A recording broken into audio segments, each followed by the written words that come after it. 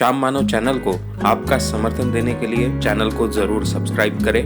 Channel के notification पाने के लिए बेल आइकन भी दबाएं। स्मिता राउत, गोंदिया, महाराष्ट्र। इन्होंने सवाल पूछा कि उस जमाने में जो रक्त शुद्धि का आग्रह था या फिर वंश शुद्धि का आग्रह था, इस आग्रह को आज के जमाने में जो डीएनए के आधार होते हैं उसके आधार पर क्या वो वैसे ऐसा मानना चाहिए? एक जमाने में ये मान्यता पनपी। कैसे पनपी, क्यों पनपी, इसके बारे में बहुत सटीक तरीके से हम नहीं कह सकते, लेकिन पनपी कि रक्त शुद्ध होना चाहिए, वंश शुद्ध होना चाहिए। वंश शुद्ध होगा, रक्त शुद्ध होगा तो उन ढंग का गुणों का विकास होगा, वैसे ही गुण संवर्धन होगा, गुण विकसन होगा या फिर दृढ़ीकरण होगा। ये मान्यता पनपे। वैसे उदाहरण तो नहीं मिलते थे, लेकिन उस जमाने में हमारी ज्ञान की बहुत मर्यादाएं थी। इंसान का आयुर्मान भी बहुत कम था। 4-5 पीढ़ियों से ज्यादा हमें ज्ञान नहीं होता था।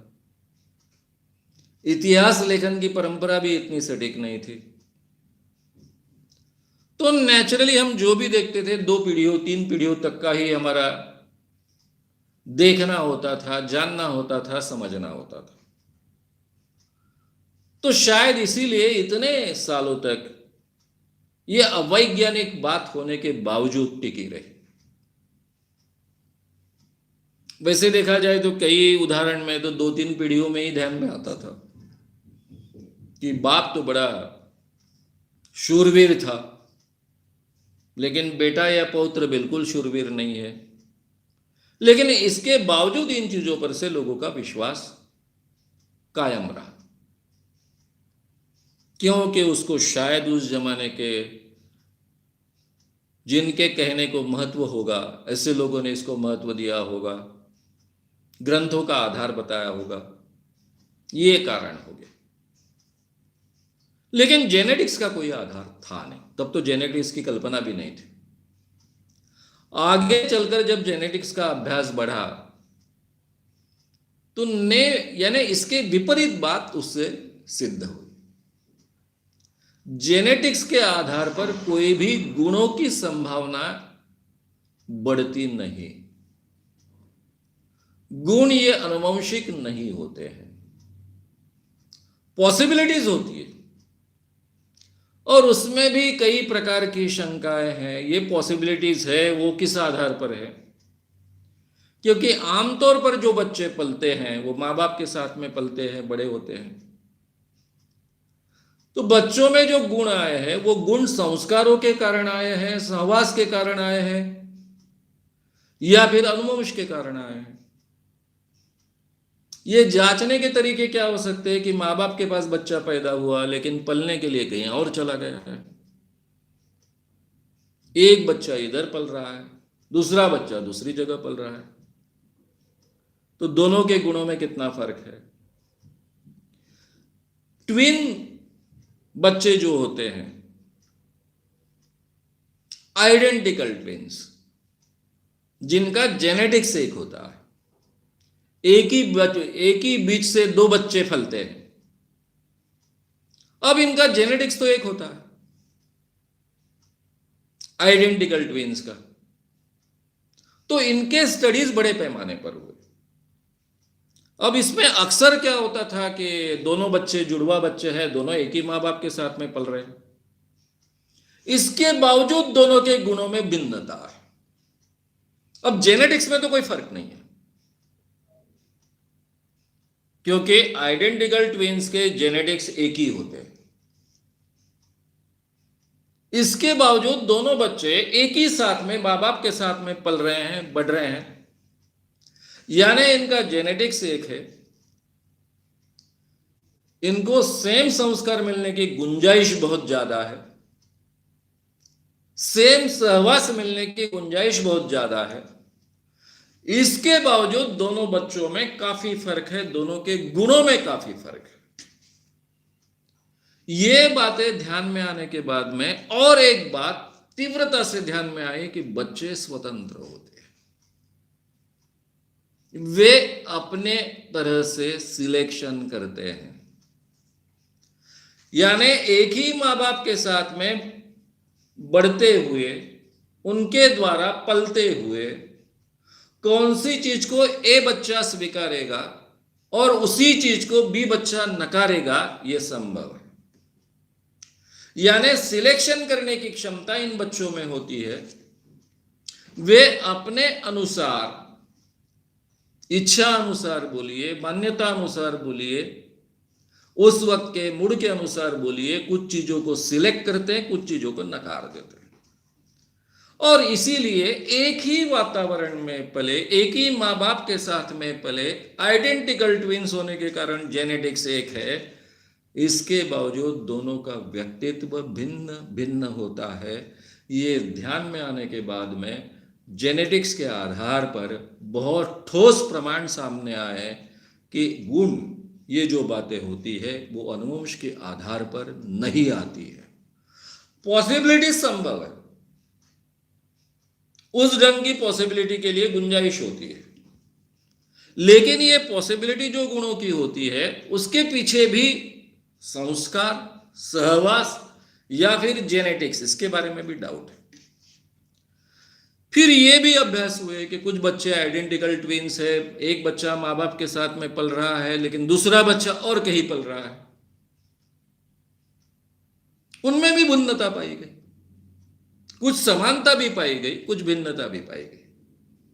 अब जो समानता पाई गई, शरीर तो दोनों का करीबन सेम होता है, दिखने को भी आइडेंटिकल ट्विंस करीबन सेम होते हैं, लेकिन इसके बावजूद बाकी गुणों की जो समानता पाई, तो फिर ये भी स्टडीज हुए कि सामान्यतः दो बच्चे भाई बहन पलते बढ़ते हैं एक साथ में, जो आइडेंटिकल नहीं है लेकिन ट्विंस है, तो उनमें इतनी समानताएं होती है क्या? तो ये ध्यान में आया कि जो आइडेंटिकल ट्विंस है और जो आइडेंटिकल ट्विंस नहीं है, जो आइडेंटिकल ट्विंस नहीं है लेकिन ट्विंस है, उनमें जेनेटिक्स एक नहीं होता है। आइडेंटिकल ट्विंस में जेनेटिक्स एक होता है। तो ट्विंस जिस ढंग से पलते बढ़ते हैं और आइडेंटिकल ट्विंस जो पलते बढ़ते हैं, इनमें कितना फर्क है? तो यह ध्यान में आया कि यह फर्क करना बड़ा कठिन है। फर्क होना चाहिए था, क्योंकि एक ट्विंस का जेनेटिक्स सेम है, दूसरों का जेनेटिक्स सेम नहीं है, बहुत ज्यादा फर्क नहीं किया जा सकता है। ये ध्यान में आने के बाद में जेनेटिक्स के क्षेत्र में ये बात को बहुत बल मिला कि गुण संवर्धन की संभावना हो सकती है जेनेटिक्स के आधार पर, लेकिन प्रमुखता से वातावरण का, संस्कारों का, सहवास का सबसे ज्यादा परिणाम गुणों के बारे में होता है। उसमें भी बच्चों का सिलेक्शन महत्व का होता है। कौन से चीज का वो सिलेक्शन करेंगे, कौन से चीज का वो सिलेक्शन नहीं करेंगे, ये उनके हाथों में होता है। इसलिए हर व्यक्ति भिन्न भिन्न होता है। एक ही जेनेटिक्स का होने के बावजूद, एक ही वातावरण में पलने के बावजूद, दोनों भाई आइडेंटिकल ट्विंस में भी बहुत भिन्न हो सकते हैं, होते हैं। इसलिए ये जो पुराने जमाने में रक्त शुद्धि का आग्रह था, वंश शुद्धि का आग्रह था, उसको कोई भी वैज्ञानिक आधार आज के जमाने में नहीं मिलता है। ये हमने समझ लेना चाहिए। नेक्स्ट, हैदराबाद पुलिस ने बलात्कार और खून के आरोपियों का जो एनकाउंटर किया, क्या ये कानूनी रूप से संवैधानिक है? विशाल घोटे और रवि चौहान, और उससे जुड़ा सवाल है, अगर ये संवैधानिक नहीं है तो इसके आगे जाकर क्या बुरे परिणाम हो सकते हैं? मयूर वाघोले। पहला सवाल विशाल धोटे और रवि चौहान, और फिर एडिशनल जो है मयूर वाघोले। विशाल धोटे, रवि चौहान और मयूर वाघोले, इन्होंने सवाल पूछा है कि हैदराबाद में जो एनकाउंटर हुआ बलात्कारी लड़कों का, तो वो क्या कानूनी जायज है और ऐसे से परिणाम क्या होगा? देखिए, एक बार किसी के हाथ में सत्ता आती है, पावर आती है, तो उसका करप्शन भी बहुत एब्सोल्यूट होता है। ये इतिहास से हमने सीखा है और इसीलिए लोकतंत्र में हम कानून व्यवस्था को अलग रखते हैं और न्याय व्यवस्था को अलग रखते हैं। शायद जहां हुकुम तंत्र होता है वहां दोनों करीबन करीबन एक बन जाते हैं। लोकतांत्रिक अवस्था में हमने इनको भिन्न रखा है, डिलिबरेटली रखा है, क्योंकि जिनके हाथ में कानून अमल में लाने की क्षमता होती है, फिर अधिकार होते हैं, उनके हाथ में शस्त्र होते हैं, वो उसका बड़े पैमाने पर दुरुपयोग कर सकते हैं। ये इतिहास में से हमको समझा है और इसीलिए हमने ये प्रावधान रखा है। इसलिए किसी भी हालत में कोई अगर दोषी है तो उसको मार डालना ये गलत है, कानूनन गलत है, मॉरल्स के अनुसार गलत है। हमने बहुत अच्छा उदाहरण जगत दुनिया के सामने रखा। हमने एक कसाब को जिंदा रखा, काफी लोग उसकी आलोचना करते रहे। अभी कसाब को तो फांसी देना था, उसको तभी भी मार डालते, बाकी 9 टेररिस्ट को तो मार ही डाला था। एक हमारे हाथ में जिंदा मिला तो हमने उसको जिंदा रखा, बाकायदा ट्रायल चली। तब कई लोग हम में से चिल्लाते थे ये गलत है, उसको क्या बिरयानी खिला रहे हो। हालांकि उसको कोई बिरयानी वगैरह खिलाई नहीं गई, वो तो केवल कहावत बन गई उसकी। क्यों उसको बिरयानी खिलाते बैठे, उसको तो तुरंत मार देना चाहिए। नहीं, हमने नहीं किया। हमने बाकायदा कानूनन उसका अपराध सिद्ध किया और बाकायदा उसको फांसी दिया। ऑन द स्पॉट भी मारा जा सकता था। 9 टेररिस्ट तो मारे ही गए थे ऑन द स्पॉट, लेकिन हमने नहीं किया क्योंकि हमको कानून का राज एस्टेब्लिश करना था। और कसाब के कारण ही हम पूरे दुनिया के सामने ये प्रमाण रख सके कि कैसे ये पाकिस्तान पुरस्कृत टेररिस्ट काम करते हैं। तो ये हमने अच्छा उदाहरण पेश किया। सेम बात यहां होनी थी। स्टेट सरकार को अधिकार होता है फास्ट ट्रैक कोर्ट में निर्णय ले, ज्यादा से ज्यादा स्पीड अप करे न्याय। ये कर्नाटक सरकार कर सकती थी, आंध्र सरकार कर सकती थी, सॉरी। और ये आंध्र सरकार, कर्नाटक सरकार यानी हैदराबाद की सरकार कर कर, तेलंगाना की सरकार ये कर कर इन सब चीजों को प्रूव कर सकती थी। लेकिन वहां पर मारे गए। अब उसके बारे में काफी अलग अलग बातें सुनाई देती है कि ये सही माने में एनकाउंटर नहीं था, पुलिस के सामने दूसरा कोई चारा नहीं था, वो अपने खुद की जान बचाने के लिए उन्होंने एनकाउंटर किया। अब हर एनकाउंटर का रिपोर्टिंग इसी ढंग से होता है, इसलिए लोगों का उस पर विश्वास नहीं है और इसलिए कई लोग अलग अलग ढंग से अपने मत व्यक्त कर रहे हैं। इसमें कई लोग ऐसे हैं कि अच्छा हो गया, ऐसे लोगों को ऐसे ही मार देना चाहिए। ये कहने के लिए बड़ा आसान हो जाता है, लेकिन जिनके हाथ में सत्ता है, जिनके हाथ में कानून है, जिनके हाथ में शस्त्र है, ऐसे लोग इस चीज का बहुत बड़े पैमाने पर गलत इस्तेमाल कर सकते हैं। शायद आज इन 4 लोगों ने सही में, जिनको मारा गया उन लोगों ने सही में बलात्कार किया और इसलिए उनको मार भी दिया तो कोई दुख नहीं होना चाहिए, ऐसा कुछ लोग कह सकते हैं। लेकिन कल जाकर जिन्होंने नहीं बलात्कार किया उनको भी मारा जाएगा, ये भी होगा, होते आया। ऐसा नहीं होना चाहिए। ये निर्णय कोर्ट के द्वारा ही आना चाहिए। कानून कड़ा कीजिए, कानून करने का अधिकार है हमारे पास। और ज्यादा कड़ा कीजिए कि बलात्कार करने वाले हर व्यक्ति का फास्ट ट्रैक कोर्ट में ही चलेगा, 1 साल के अंदर उसका निर्णय होगा। हालांकि हम जो फांसी जल्दी नहीं देते हैं इसलिए बहुत चिंता करते बैठते हैं, तो मुझे तो उल्टा लगता है।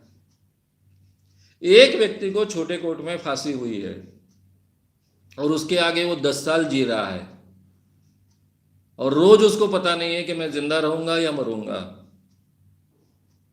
ये अवस्था तो ज्यादा भयानक है। फिर वो हाई कोर्ट में जाता है, क्योंकि सेशन कोर्ट में फांसी की सजा लगती है।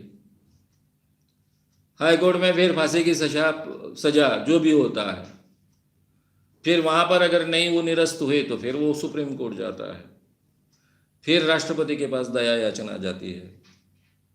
इस सब प्रोसेस में 10-15 साल तक वो रात दिन मैं कब मरूंगा, कब फांसी जाऊंगा, इस डर के नीचे जीते रहता है। ये तो ज्यादा कड़ी शिक्षा हो गई, फांसी से भी ज्यादा कड़ी हो गई। हाँ, उसको अगर फांसी की सजा नहीं हुई है तो फिर बात अलग है, लेकिन फांसी की सजा हुई है, फांसी लगने वाली है नहीं लगने वाली है, इस अवस्था में वो आगे 10-15 साल जेल में जी रहा है। ये तो बहुत ही ज्यादा भयानक अवस्था है। तो इसलिए ये देरी होती है, इसलिए हमने बहुत चिंता करने की आवश्यकता नहीं है। हाँ, निर्णय बहुत जल्दी लगना चाहिए ताकि लोगों के सामने उदाहरण आने चाहिए। यहां तक तो फास्ट ट्रैक कोर्ट में ये केसेस चलाई जा सकती है। इसलिए कोई भी सभ्य समाज में कानून का राज हो ऐसा मानने वाले सभ्य लोकतांत्रिक समाज में इस एनकाउंटर का समर्थन नहीं कर सकता है और ना ही हमने करना चाहिए। राज्य के अधीन कानून की व्यवस्था होती है। राज्य फास्ट ट्रैक कोर्ट का निर्णय ले सकता है, कम समय में निर्णय लगे इसकी सभी व्यवस्था करने का अधिकार राज्य व्यवस्था के पास होता है, शासन के पास होता है। वो व्यवस्था हमने करनी चाहिए, ना कि इस ढंग से एनकाउंटर करने चाहिए। हमने कभी नहीं भूलना चाहिए कि पावर अगर किसी के हाथ में आ गई और उस पर अगर अंकुश नहीं रहा तो वो फिर पावर करप्ट कर डालती है उस व्यवस्था को, और पुलिस तंत्र को तो बड़े पैमाने पर करप्ट करने की संभावना है। इसलिए इन चीजों का समर्थन हमने इस ढंग से कभी नहीं करना चाहिए। इसके परिणाम कभी भी अच्छे नहीं होंगे। किसने बलात्कार किया, किसने नहीं किया, कल जाकर ये लोग कोर्ट में से छूट जाते हैं, वगैरह वगैरह, ये जो सब हमारी बातें हैं, अगर पुलिस ने ठीक ढंग से इन्वेस्टिगेशन किया है और समाज में लोग ऐसी चीजों का अगर समर्थन करना नहीं चाहते हैं तो कोई भी बलात्कारी छूट नहीं पाएगा। ये भी व्यवस्था शासन की कड़ी कड़ी होनी चाहिए। हमारा वो भी तंत्र बहुत ज्यादा इफेक्टिव होना चाहिए, उसमें हमने ध्यान देना चाहिए, ना कि एनकाउंटर्स करने में। तो मुझे लगता है कि लोकतंत्र की आवश्यकता है, कानून के राज की आवश्यकता है, ये हमने ध्यान में रखना चाहिए। नेक्स्ट,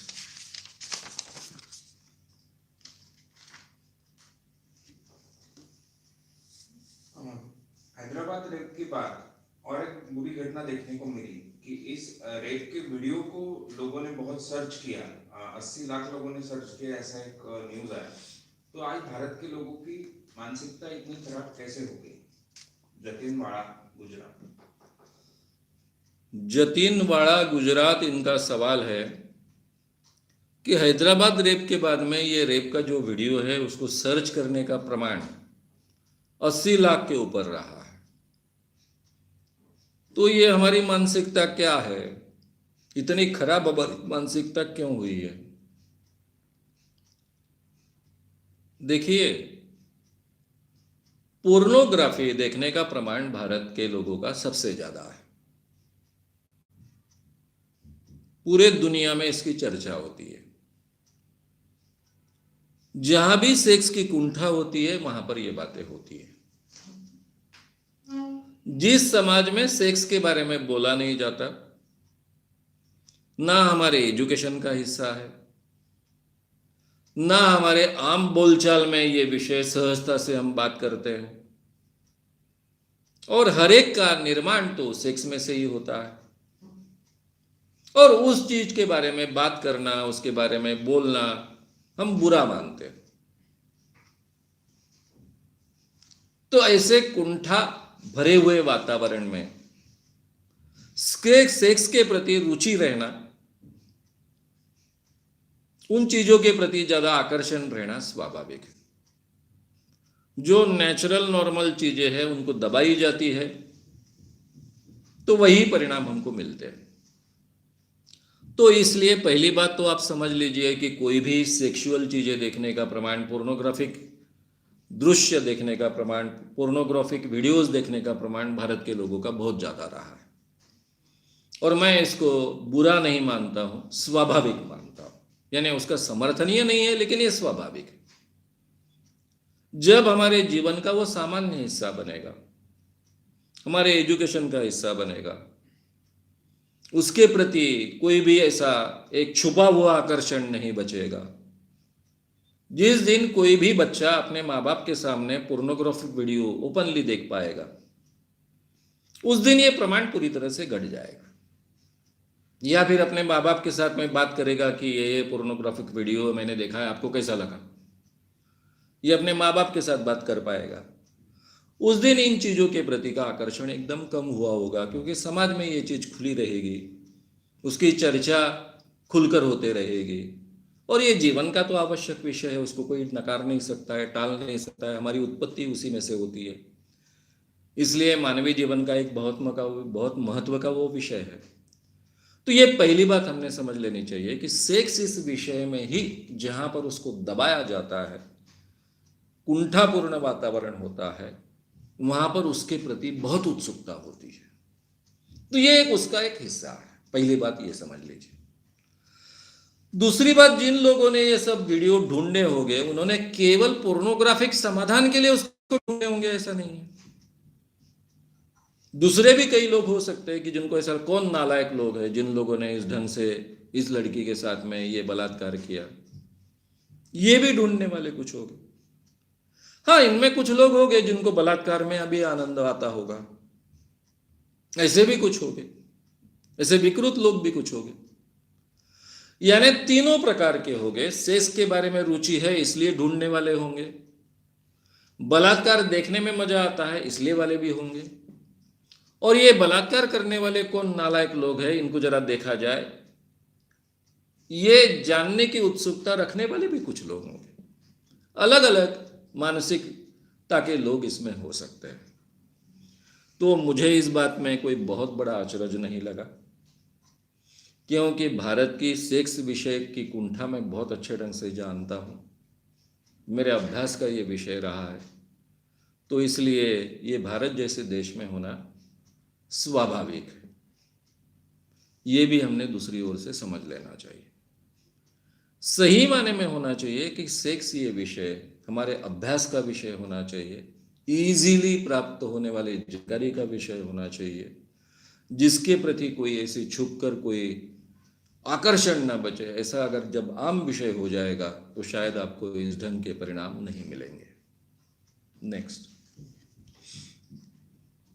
इससे जुड़ा आखिरी सवाल है कि या अगर आपको ऐड करना हो तो, भारत में आजकल ज्यादातर लोग इस तरह के फेक एनकाउंटर जो संविधान के खिलाफ है उसे सपोर्ट क्यों करते हैं? मलय कुमार इनका सवाल है। भारत में ज्यादातर लोग ये एनकाउंटर्स को सपोर्ट क्यों करते हैं, इसके पीछे का कारण क्या है? न्याय के प्रति हमारा जो अविश्वास निर्माण हुआ, ये इसके पीछे का कारण है, और ये गंभीर कारण है जिसको हमने एड्रेस करना आवश्यक है। जिस समाज में न्याय के प्रति अपेक्षा नहीं बचती है, ये मान्यता दृढ़ होती है कि किसी इंसान को इस समाज में न्याय मिल ही नहीं सकता है, उस समाज के कानून व्यवस्था की अवस्था बहुत बुरी होती जाती है। इसलिए लोगों का अगर विश्वास इस पर निर्माण हमें करना है तो हमारी कानून व्यवस्था हमें कड़ी करनी होगी। इसके लिए हमें पुलिस तंत्र में सुधार करना होगा, न्याय व्यवस्था में सुधार करना होगा। हमारी प्रायोरिटी में ये विषय आया ही नहीं। हमेशा हम सुनते रहते हैं कि हमारे देश में कानून की केसेस चलते रहती है। अब मैं कितने केसेस का अनुभव मेरे जीवन में मैंने लिया है। अब मेरे पर केसेस कौन सी होगी? डिफेमेशन की केसेस। खुलकर बोलता हूं, जाहिर तरीके से बोलता हूं, जाहिर तरीके से लिखता हूं। डॉक्टर पविवर्तक, ये जो व्यक्ति मंगल पर सूक्ष्म देह से जाकर आने का दावा करता था, उसके बारे में मैंने कुछ कहा। उस पर केस चली, 2 केसेस चली। दूसरे केस का तो निर्णय आ गया तुरंत, क्योंकि मैं ताकत से लड़ा भी उस केस को। उसका निर्णय भी आ गया और मुझे बाइज्जत बरी किया गया। लेकिन पहली जो केस है 1988 के 89 के, वो पहले छोटे कोर्ट में उसका निर्णय आया, मेरे खिलाफ गया। फिर मैं आगे लड़ा नहीं, इसलिए वो वहीं खत्म हो गया। 1 दिन की शिक्षा हुई थी, कोर्ट उठे पर्यंत, यानी कोर्ट उठने तक की शिक्षा। मुझे वो शिक्षा ही लगी नहीं, क्योंकि उसके पहले इमरजेंसी में मैं करीबन 10 महीने जेल में रहा था, तो मैंने वो सीरियसली नहीं लिया।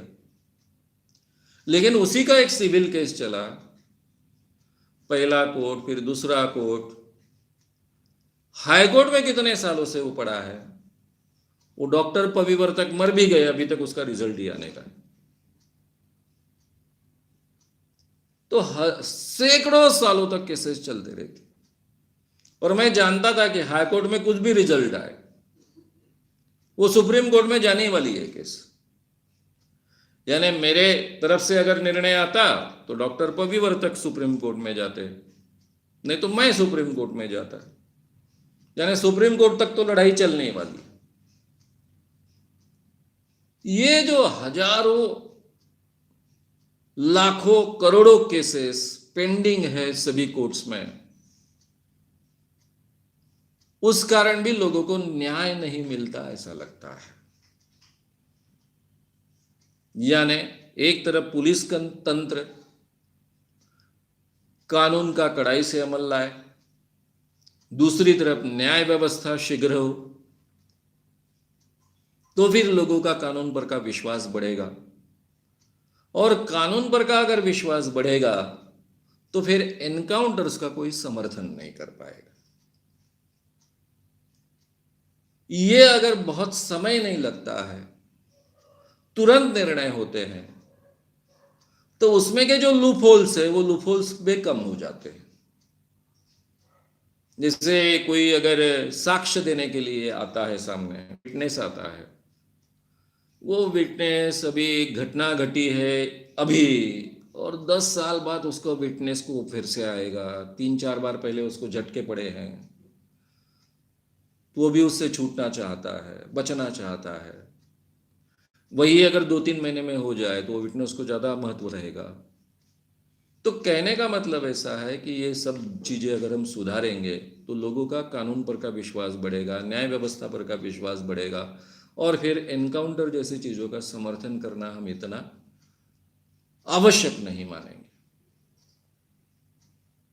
एनकाउंटर्स में सबसे बड़ा धोखा ये है, डेंजर ये है कि उसका बड़े पैमाने पर मिसयूज हो सकता है, और कल जाकर इनोसेंट लोग भी उसमें मारे जा सकते हैं, जो टेररिस्ट एक्टिविटी में बड़े पैमाने पर हुआ है, और कई प्रमाण हमारे सामने आए हैं। लेकिन हमने उसकी तरफ कभी ध्यान नहीं दिया, क्योंकि टेररिस्ट एक्टिविटी में जो पकड़े गए उनके बारे में हम सहानुभूति रखना नहीं चाहते। मालेगांव बॉम्ब स्फोट का तो सभी को मालूम है, मुस्लिम लड़के पकड़े गए थे। बाद में उसी एक्शन के लिए कुछ टेररिस्ट पकड़े गए जो जन्म से हिंदू थे, लेकिन उन लड़कों को जिनको उसी काम के लिए पकड़ा गया था, उनको छूटने को कितने साल लगे। यानी पहले भी अंदर रहे, पकड़े जाने के बाद भी कई साल अंदर रहे, और फिर बाद में वो छूटे। ये बात अलग है कि उसी टेररिस्ट एक्टिविटी में पकड़े गए हिंदू लोगों को अभी हमने एमपी बना दिया है, वो बात अलग है, क्योंकि सरकार बदल गई, सरकार का देखने का रवैया बदल गया, तो टेररिस्ट एक्टिविटी का मतलब भी बदल गया। मैं इस बारे में क्यों कह रहा हूं, क्योंकि ये हेमंत करकरे जैसे 100% प्रोफेशनल ईमानदार अफसर ने किया हुआ काम है। वो किसी दबाव के नीचे काम नहीं करते थे, कभी झूठ का सहारा नहीं लेते थे। इसलिए ये केस झूठी है ये मानने के लिए जो भी हेमंत करकरे को पहचानता था, ऐसा कोई व्यक्ति मान्य नहीं करेगा। ना पुलिस तंत्र का आदमी मान्य करेगा, ना पुलिस तंत्र के बाहर का आदमी मान्य करेगा। इतनी सच्चाई होने के बावजूद उनको केवल जमानत नहीं मिलती है, तो उनको एमपी का सीट भी मिलता है, वो चुन के भी आते हैं। लेकिन उसी केस में हमने कई बेगुनाहों को कई सालों तक जेल के अंदर रखा है, ये भी फैक्ट्स है। तो इसलिए न्याय की व्यवस्था स्पीड अप होनी चाहिए और कानून कड़ाई से अमल में आए, ये हमें देखना है। और कानून का जो मिसयूज करता है उस पर भी उसी ढंग की केसेस लगकर उसको शिक्षा होनी चाहिए, तो फिर ये परिस्थिति सुधरेगी और फिर एनकाउंटर जैसे चीज़ों का हम समर्थन नहीं कर पाएंगे। नेक्स्ट। आपने जो वर्णन रोटी बंदी, बेटी बंदी, इन परंपराओं का किया, क्या इन परंपराओं के कुछ फायदे भी हो सकते थे या होते, तो आप क्या बताएंगे? स्मिता राउत, गोंदिया, महाराष्ट्र। स्मिता राउत, गोंदिया, महाराष्ट्र, इनका सवाल है कि रोटी बंदी और बेटी बंदी, इस परंपराओं का कुछ फायदा हो सकता था। इस परंपरा के कुछ फायदा होने की गुंजाइश है। मैंने बहुत अलग अलग ढंग से विचार करने की कोशिश की। पहले तो जाति व्यवस्था क्यों निर्माण हुई, बहुत सालों से इस बारे में विचार कर रहा हूं। मेरी उम्र के 21वें साल में हमने मेरा सरनेम मैंने बदला, क्योंकि हमारे नाम जाति प्रदर्शक होते हैं। तभी से हम ये जाति व्यवस्था क्यों निर्माण हुई होगी, इसके पीछे के कारण क्या है, इसके फायदे क्या है, इसके नुकसान क्या है, इसके बारे में सोचते आए। जाति व्यवस्था का मुझे कोई भी फायदा आज तक नहीं मिला है। मैं जाति व्यवस्था की बात कर रहा हूं। ये रोटी बंदी के कारण और बेटी बंदी के कारण भारत को कोई फायदा मिला क्या? नहीं, भारत का तो बहुत बड़े पैमाने पर नुकसान हुआ। जो भारतीय परंपरा, भारतीय कल्चर एक प्रगत कल्चर थी, जब दुनिया को ठीक ढंग से कपड़े पहनने की अक्ल नहीं थी दुनिया के ज्यादातर हिस्सों में, उस समय में भारत बहुत प्रगतिशील था। यहां ऐसे वस्त्र बनाता था कि एक छोटी सी डिब्बी में वो रख पाता था, सुजलाम सुफलाम था। यहां सोने का धुआं उठता था, ऐसा कहा जाता था। इतना प्रगति करने वाला भारत देश जाति व्यवस्था और रोटी बटी बंदी वाला व्यवस्था मानने वाला हो ही नहीं सकता था। वो कभी इतनी प्रगति कर ही नहीं पाता था। उस जमाने में ये व्यवस्था खुली होगी, इसीलिए इतनी प्रगति भारत देश कर पाया। आगे चलकर हमने देखा है कि किस ढंग से रक्त शुद्धि के आग्रह के कारण, वंश शुद्धि के आग्रह के कारण बेटी बंदी, बाद में फिर रोटी बंदी, आगे चलकर सभी प्रकार के व्यवहार की बंदी, ये प्रक्रिया पनपती गई और उसमें से जाति व्यवस्था निर्माण होती गई। तो ये रोटी बंदी और बेटी बंदी का कोई भी फायदा देश को तो नहीं मिला। हमारे यहां जो ग्रामीण व्यवस्था थी, उसमें जो व्यवसाय की परंपरा थी, 12 बलूतेदार जो हम कहते हैं, 12 बलूतेदार और किसान मिलकर यह व्यवस्था, ग्रामीण व्यवस्था चलती थी। यह व्यवस्था के कुछ फायदे कि नहीं? वो व्यवस्था के बहुत फायदे थे। इतने आक्रमणों के बावजूद, इतने साल गुलाम रहने के बावजूद भारत क्यों टिका, क्यों जिंदा रहा? उसके पीछे यहां की एक स्वयंपूर्ण ग्रामीण अर्थव्यवस्था थी। यह अर्थव्यवस्था को अंग्रेजों के अलावा किसी ने तहस नहस नहीं किया था। मुस्लिम इस देश में आए, लेकिन उन्होंने उस व्यवस्था को हाथ नहीं लगाया, उस व्यवस्था के फायदे उठाए। कर यानी जुर्माना बोलिए, कर संग्रहण बोलिए, वो बढ़ाया, लोगों से ज्यादा खींचा, लेकिन उस व्यवस्था को हाथ नहीं लगाया। वो व्यवस्था वैसे ही इस देश में चलती रही, 5000 साल कम से कम चलते रही। अंग्रेजों का शासन जब भारत में रूढ़ हुआ, धीरे धीरे उन्होंने उस अर्थव्यवस्था को खत्म किया, हमारे यहां के ग्रामीण अर्थव्यवस्था को खत्म किया। तो रोटी बंदी और बेटी बंदी का तो कोई फायदा भारत को नहीं मिला, उसके कारण भारत का नुकसान ही हुआ। लेकिन ये व्यवसाय था वंश परंपरागत आने वाला, इसका बहुत बड़ा फायदा भारत को मिला। किसान का बेटा किसानी करता था, धोबी का बेटा धोबी का काम करता था, सुतार का बेटा सुतार का काम करता था, लोहार का बेटा लोहार का काम करता था। ये सभी काम वंश परंपरागत होने के कारण सभी लोग उसमें एक्सपर्ट रहते थे। ये परस्पर डिपेंडेंट होते थे, इनमें कोई आर्थिक व्यवहार पैसों के स्वरूप में नहीं होता था, मनी के स्वरूप में नहीं होता था। गांव का अगर बढ़ई है तो जिस किसान का वो काम करेगा, इस किसान की जिम्मेदारी होती थी कि उस बढ़ई का घर को जिंदा रखे, खेती की उपज उसके घर पहुंचाई जाए। इस ढंग के वो रिलेशन थे, और इसी ढंग से ये रिलेशन होने के कारण यहां की व्यवस्था इतनी स्वतंत्र रूप में इतने हजारों सालों तक जिंदा रही। इतने आक्रमणों के बावजूद वो सफल रही। तो इसमें से दो चीजें, ये जो ग्रामीण व्यवस्था थी 12 बलूतेदार के व्यवसाय की अलग अलग, उसी में से आगे चलकर जाती है अपन पे,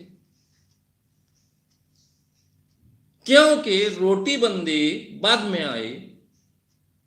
पहले हमारा आग्रह शुरू हुआ रक्त शुद्धि का, वंश शुद्धि का, इसलिए हम बेटी बंदी करते गए, और बेटी बंदी का परिणाम जब बहुत कड़ाई से उसको अमल में लाते गए, उसका रूपांतरण फिर रोटी बंदी में हुआ, और आगे चलकर व्यवहार बंदी तक वो जाकर फैला। फिर उसमें से आगे चलकर अस्पृश्यता वगैरह निर्माण हुई। ये मनुस्मृति के जमाने में हमको अस्पृश्यता दिखती नहीं है, उसका उल्लेख मिलता है केवल। वो उल्लेख ऐसा है कि ब्राह्मण ने शूद्र स्त्री का स्पर्श भी उसको वर्जित है, शूद्र पुरुष का नहीं, शूद्र स्त्री का। यानी निर्मिति कैसी हुई कि उसने शूद्र स्त्री से अलग रहना चाहिए, रक्त शुद्धि कायम रहे, वंश शुद्धि कायम रहे, यहां से उसकी शुरुआत हुई, और आगे चलकर फिर उसमें अस्पृश्यता, कई सैकड़ों सालों बाद उसमें अस्पृश्यता आई होगी।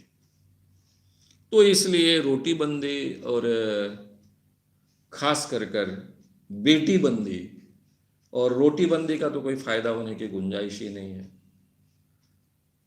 इसका कोई भी फायदा भारत जैसे देश को नहीं मिला, उल्टा उससे देश का बहुत बड़ा नुकसान हुआ। भारत जो गुलाम बना, उसके पीछे भी यहाँ की वर्ण व्यवस्था, यहाँ की जाति व्यवस्था कारण रही है। ये जाति व्यवस्था को तोड़ने वाला पहला इंसान राजा हुआ, जिसका नाम है राजा शिव छत्रपति। उन्होंने निचली जातियां जिनको समझी जाती थी, उनको सेनापति बनाया। उनमें जो वीरता थी उसका उपयोग स्वराज्य के लिए करवा लिया। उसके बाद में महाराष्ट्र का वातावरण कम से कम बदला, अलग अलग जातियां लड़ाई करने लग गई, अलग अलग स्थानों पर आने लग गई। ये परंपरा शिवाजी महाराज ने महाराष्ट्र में निर्माण की। महाराष्ट्र के बाहर तो आपको दूसरी जातियां लड़ते हुए देखती भी नहीं। उसके पीछे के ये कारण है। लड़ेंगे तो केवल क्षत्रिय जातियां ही लड़ेगी, बाकी नहीं लड़ेगी। तो ये गुलामी के बीज ही उस कारण भारत में पैदा हुए। इसलिए हम उसमें कोई फायदा देखने की कोशिश भी करें तो भी हमको फायदा नहीं मिलता है रोटी बंदी और बेटी बंदी जैसी परंपराओं में। नेक्स्ट। क्या सावरकर जी को चारवाक परंपरा का माना जा सकता है?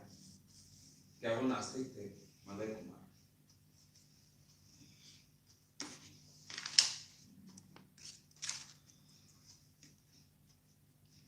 मलय कुमार, इनका सवाल ऐसा है, क्या सावरकर जी को चारवाक परंपरा का माना जाना चाहिए? क्या वो नास्तिक थे? अभी जो कल व्याख्यान होने वाला है वो अध्यात्म और विज्ञान इस विषय पर कल होने वाला है। इसका सेकंड पार्ट है।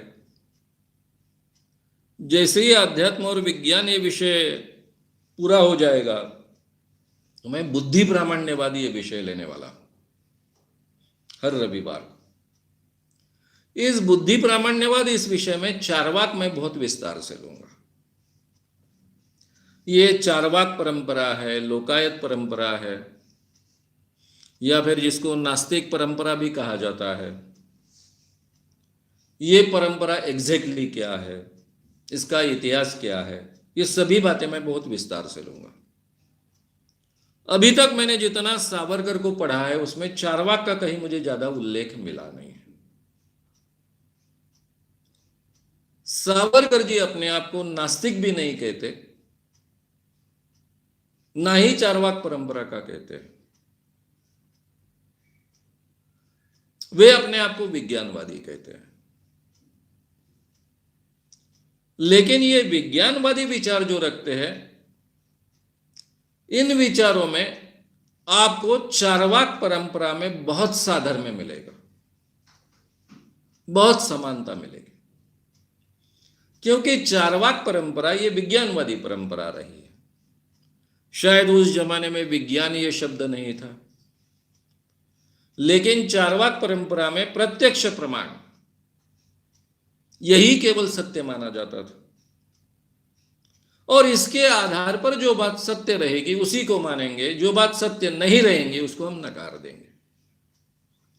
ये जो विचारधारा है वही विज्ञानवादी विचारधारा है कि जो जांचने के बाद में, परखने के बाद में जो सत्य बचेगा उसको हम स्वीकारेंगे, जो सत्य नहीं बचेगा उसको हम नहीं स्वीकारेंगे।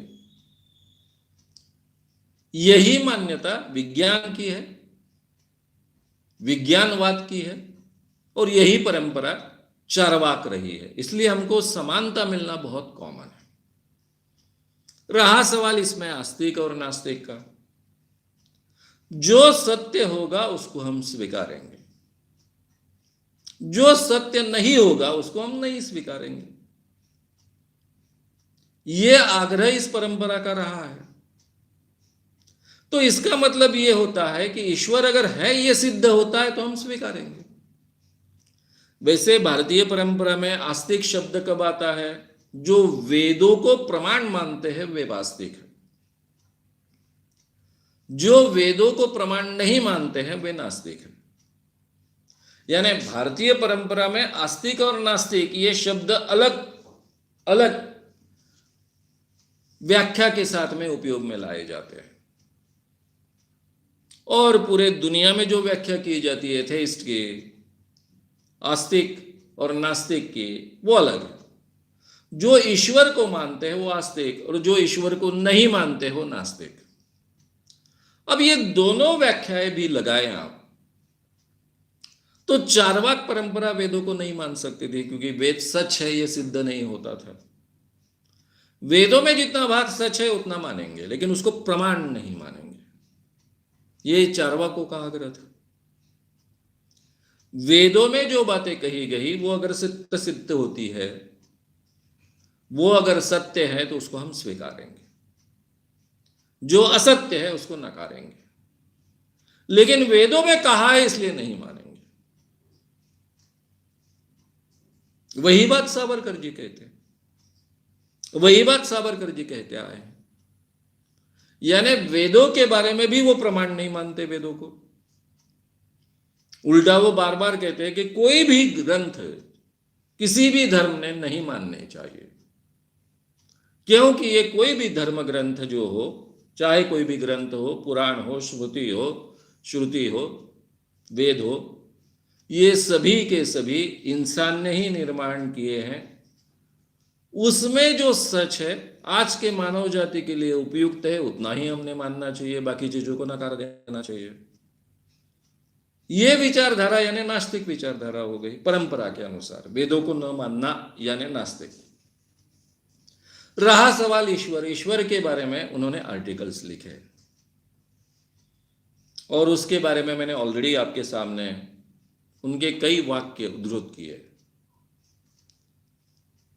तो ईश्वर को वो सीधी तरह से नकारते नहीं है, लेकिन ईश्वर के बारे में जो मान्यताएं हैं वो सच नहीं है, वो भी हमारे बार बार ध्यान में ला कर देते हैं। ईश्वर की जो मान्यताएं धर्म ग्रंथों में है, वो धर्म ग्रंथों की मान्यताएं कैसी गलत है यह, इसका मतलब ऐसा हुआ कि वो ईश्वर को भी मानते नहीं। कहते नहीं है कि मैं ईश्वर को नहीं मानता हूं। स्वामी विवेकानंद जी ने कब कहा था कि मैं ईश्वर को नहीं मानता हूं? हमारे बिल्कुल एक भी क्लास न पढ़े लिखे गाडगे बाबा ने कब कहा कि मैं ईश्वर को नहीं मानता? कोई भी समाज सुधारक लोगों को अगर उसको कन्विंस करना है तो मैं ईश्वर को नहीं मानता हूं ऐसा कभी कहता नहीं। लेकिन वो बात इस ढंग से रखता है कि लोगों की जो परंपरागत ईश्वर के बारे में मान्यताएं हैं उसको वो नकारता है। चाहे वे स्वामी विवेकानंद हो, चाहे एक भी क्लास न पढ़े हुए गाडगे महाराज हो, चाहे पढ़े लिखे सावरकर हो, वो बात ही इस ढंग से रखते हैं कि जो लोगों की ईश्वर के प्रति मान्यता है उस मान्यता को वो तर्क के आधार पर, प्रूफ्स के आधार पर, प्रमाण के आधार पर नकारते जाते हैं। इस व्याख्या से हम देखें तो सावरकर कहीं ईश्वर को नहीं मानते। इस व्याख्या से हम देखें तो सावरकर कहीं ईश्वर को नहीं मानते। इस मान्यता के अनुसार भी वो नास्तिक है। वेदों को नहीं मानते प्रमाण इसलिए भी नास्तिक है, ईश्वर को नहीं मानते हैं इसलिए भी नास्तिक है। उनकी बात रखने का जो सारा तरीका है वो विज्ञानवादी है और विज्ञानवादी ही तरीका चारवाकों का था। इसलिए हम कह सकते हैं कि सावरकर ये चारवाक परंपरा की बात रख रहे हैं, लेकिन कहीं भी वो चारवाक का उल्लेख नहीं करते। उसके पीछे के कारण भी होंगे। 1935-1936 में चारवाक परंपरा के बारे में कोई अच्छा मत शायद नहीं होगा, क्योंकि चारवाक परंपरा का कोई भी लिटरेचर ओरिजिनल स्वरूप में उपलब्ध नहीं है। चारवाकों के बारे में हमें कहाँ जानकारी मिलती है? जो लोग उनके ऊपर आलोचना करते हैं, जो विचारधाराएं या परंपराएं चारवाकों के विचारों का खंडन करते हैं, उनकी आलोचना करते हैं, उसके आधार पर हमारे ध्यान में आता है कि चारवाक परंपरा ये है। उसके बाद में शायद चारवाक परंपरा का गहराई से अध्ययन हुआ, चारवाक परंपरा को प्रतिष्ठा मिली। शायद 35-36 में जब ये सब आर्टिकल्स लिखे सावरकर जी ने, उस जमाने में चारवाक परंपरा को प्रतिष्ठा नहीं थी, इसलिए शायद उन्होंने चारवाक परंपरा का उल्लेख नहीं किया है।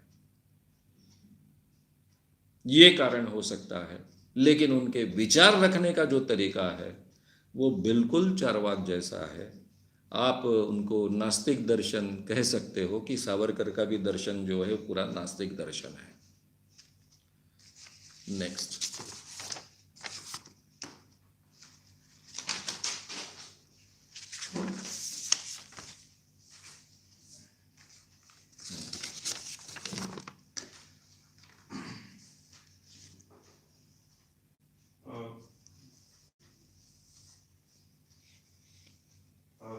इंटरकास्ट या इंटर रिलीजन मैरिज के क्या फायदे और नुकसान हैं? केशरी किशोर शर्मा, और उसी से जुड़ा सवाल है, जेनेटिक रूप से तो अंतरजातीय विवाह ज्यादा अच्छे हैं, फिर भी हमारे देश में इनका क्यों विरोध होता है? विशाल धोटे।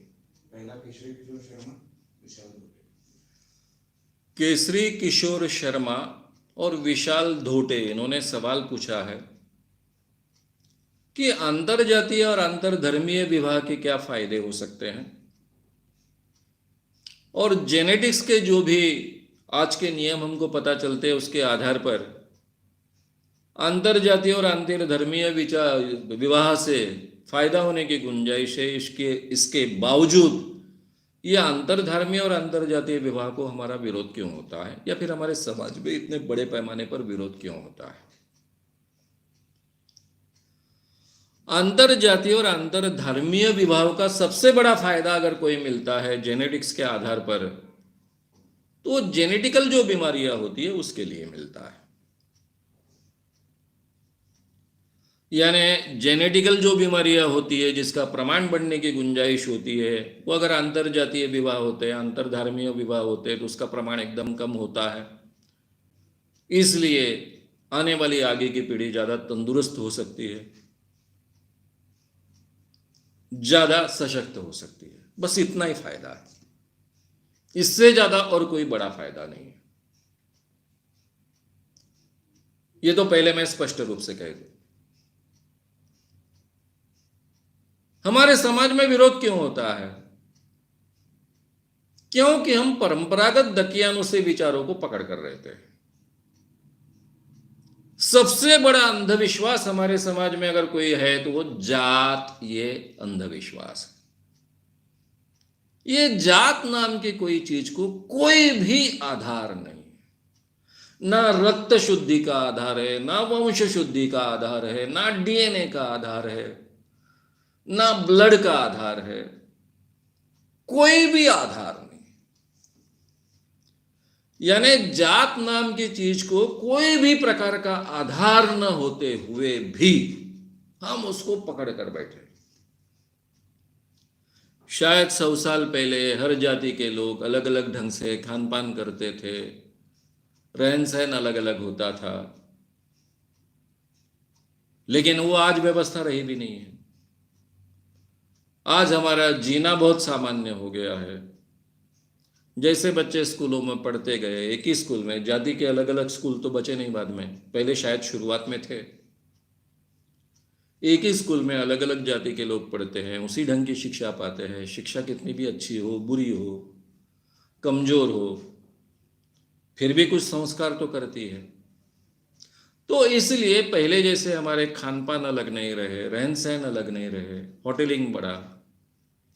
पहले लोग केवल घर में खाते थे, बाहर नहीं खाते थे, रिश्तेदार के यहाँ खाना खाने को जाते थे, और फिर थोड़ा जाने अनजाने में रोटी बंदी होने के कारण रिश्तेदार भी जातिगत होते थे।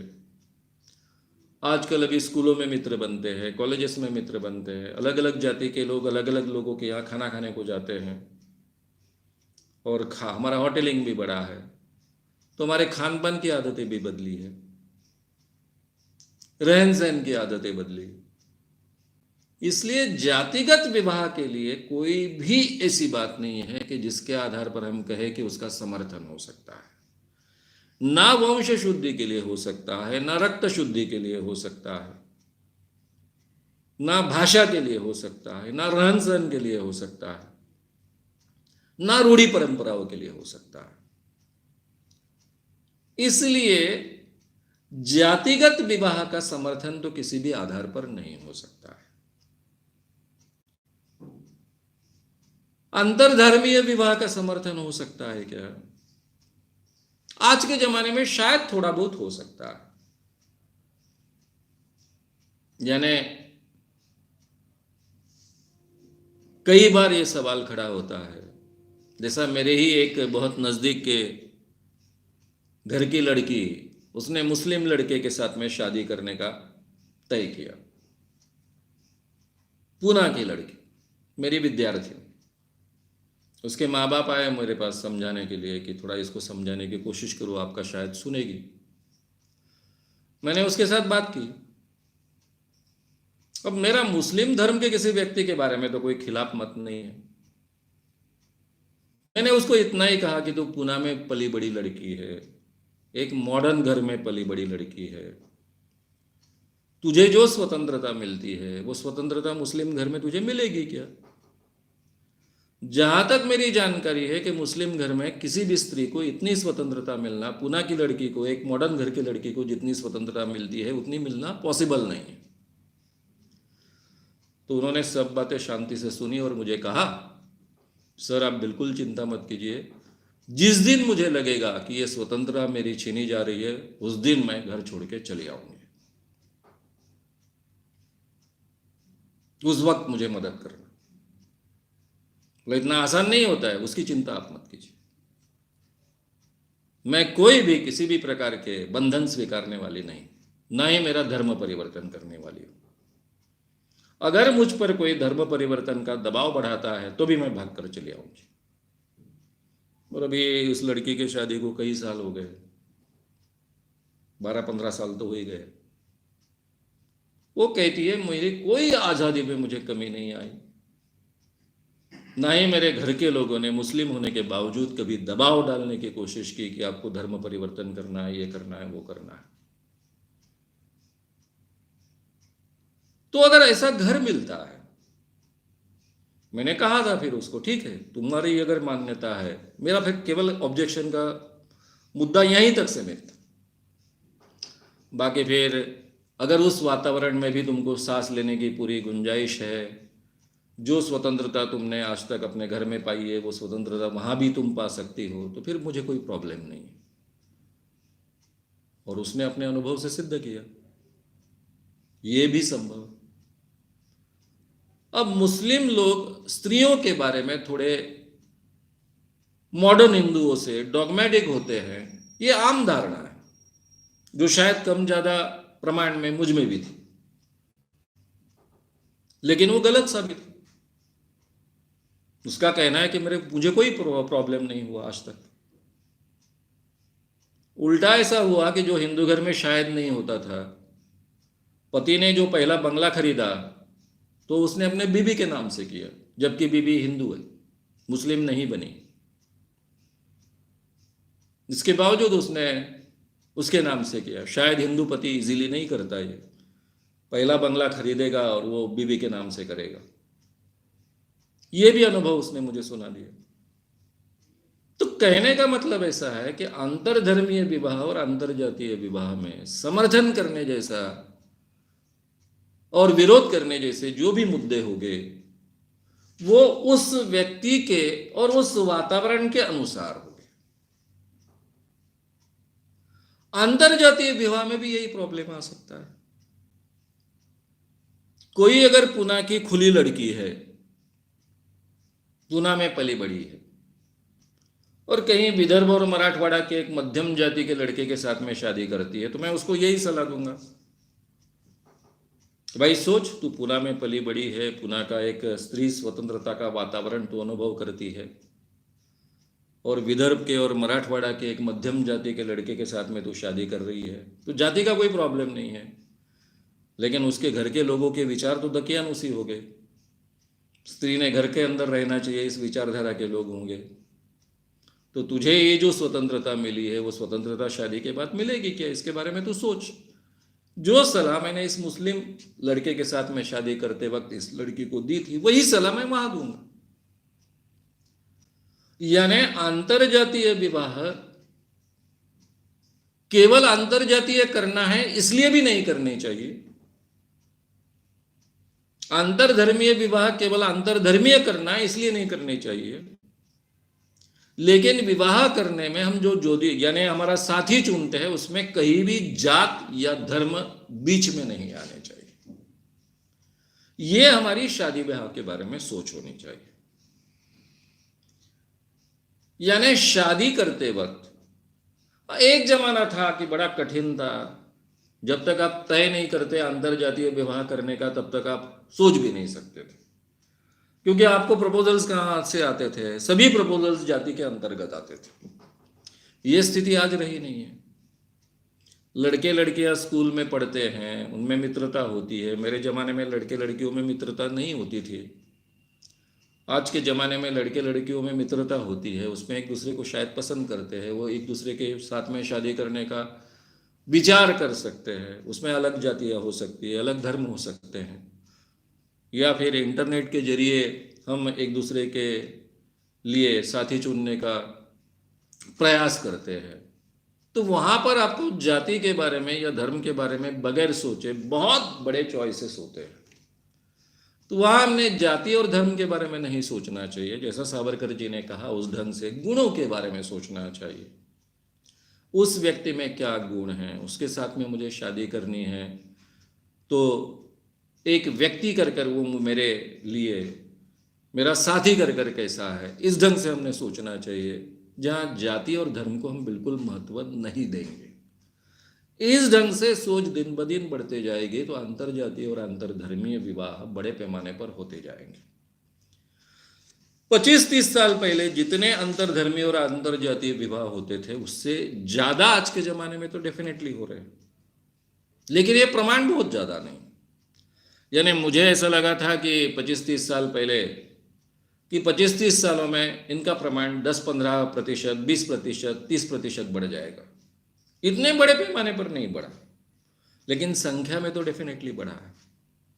दिन ब दिन ये बढ़ते जाएगा, क्योंकि इसमें और एक बात आ गई है, जो इंसानों के रहन सहन में, विचार करने की प्रक्रिया में एक समानता लाने वाली गुंजाइश निर्माण हुई।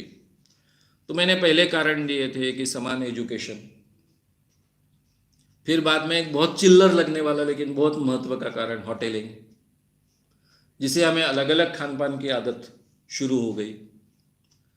ये स्कूल कॉलेजेस के कारण ही हमारे मित्र अलग अलग जाति के बने, इसलिए उनके घर जाना, उनके साथ खान पान होना, ये भी प्रमाण बढ़ते गया। तो खान पान का जो एक दायरा था, एक जाति से सिमटा हुआ था, वो हम तोड़ते चले गए। फिर दूसरा एक नया साधन आया आजकल, टीवी है। टीवी, सोशल मीडिया, इसने सोच का भी दायरा बहुत कॉमन कर दिया। शहरों का वातावरण अलग, देहातों का वातावरण अलग, ऐसी बात आज के जमाने में नहीं रही, क्योंकि छोटे देहात में भी टीवी जाकर बैठा है। मुंबई में जो सीरियल बताई जाती है वही सीरियल वो छोटे देहात का व्यक्ति देखता है, सालों सालों देखता है। उसका भी मानस, विचार करने की प्रक्रिया उसी ढंग से बनते जाती है। तो इस कारण काफी समानताएं हमारे विचारों के स्तर पर, रहन सहन के स्तर पर, खान पान के स्तर पर आ रही है। और इसलिए जाति के अंदर विवाह और धर्म के अंदर विवाह, इसका समर्थन करने के लिए कोई आधार बचा नहीं है। जो थोड़े बहुत कमजोर आधार थे वो भी छट गए। अंतरजातीय विवाह के फायदे तो आपको पता ही है, जेनेटिकल फायदे हैं, उससे कोई बड़े फायदे नहीं। इसलिए मैं कहता हूं कि केवल अंतरजातीय विवाह का फायदा ऐसा है कि जाति का आधार खत्म होते जाएगा, जाति व्यवस्था जिससे खत्म होगी। अंतरधर्मीय विवाह का फायदा ऐसा है कि धर्म के प्रति के आग्रह कम होते जाएंगे।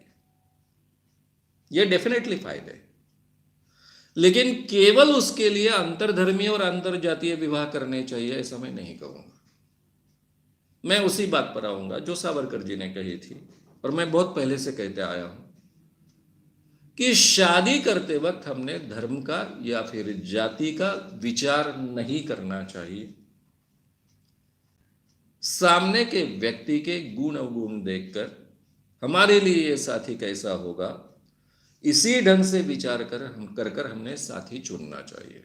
उसके जात में है नहीं है, धर्म में है नहीं है, इसके बारे में बिल्कुल सोचना नहीं चाहिए। और आज इसके लिए हमारे पास चॉइस है। इंटरनेट के जरिए विवाह करने का अवसर प्राप्त है। हम जहाँ नौकरी करते हैं, जहाँ पढ़ते हैं, वहाँ पर हमें साथी चुनने का अवसर प्राप्त है। इसलिए हमारा दायरा बड़ा है। इसलिए हम जाति के बाहर, धर्म के बाहर भी हमारे साथी चुन सकते हैं। वो हमने खुले मन से चुनने चाहिए।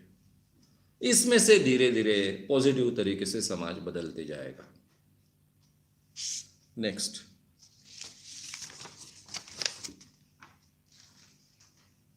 आपने कई बार ऐसा बोला है कि आज की जो सरकार भारत की है ये कैपिटलिस्टों की चुनी हुई सरकार है, पर फिर राहुल बजाज जैसे कैपिटलिस्ट अमित शाह जी के सामने उनकी सरकार की आलोचना कैसे करते हुए दिख रहे हैं?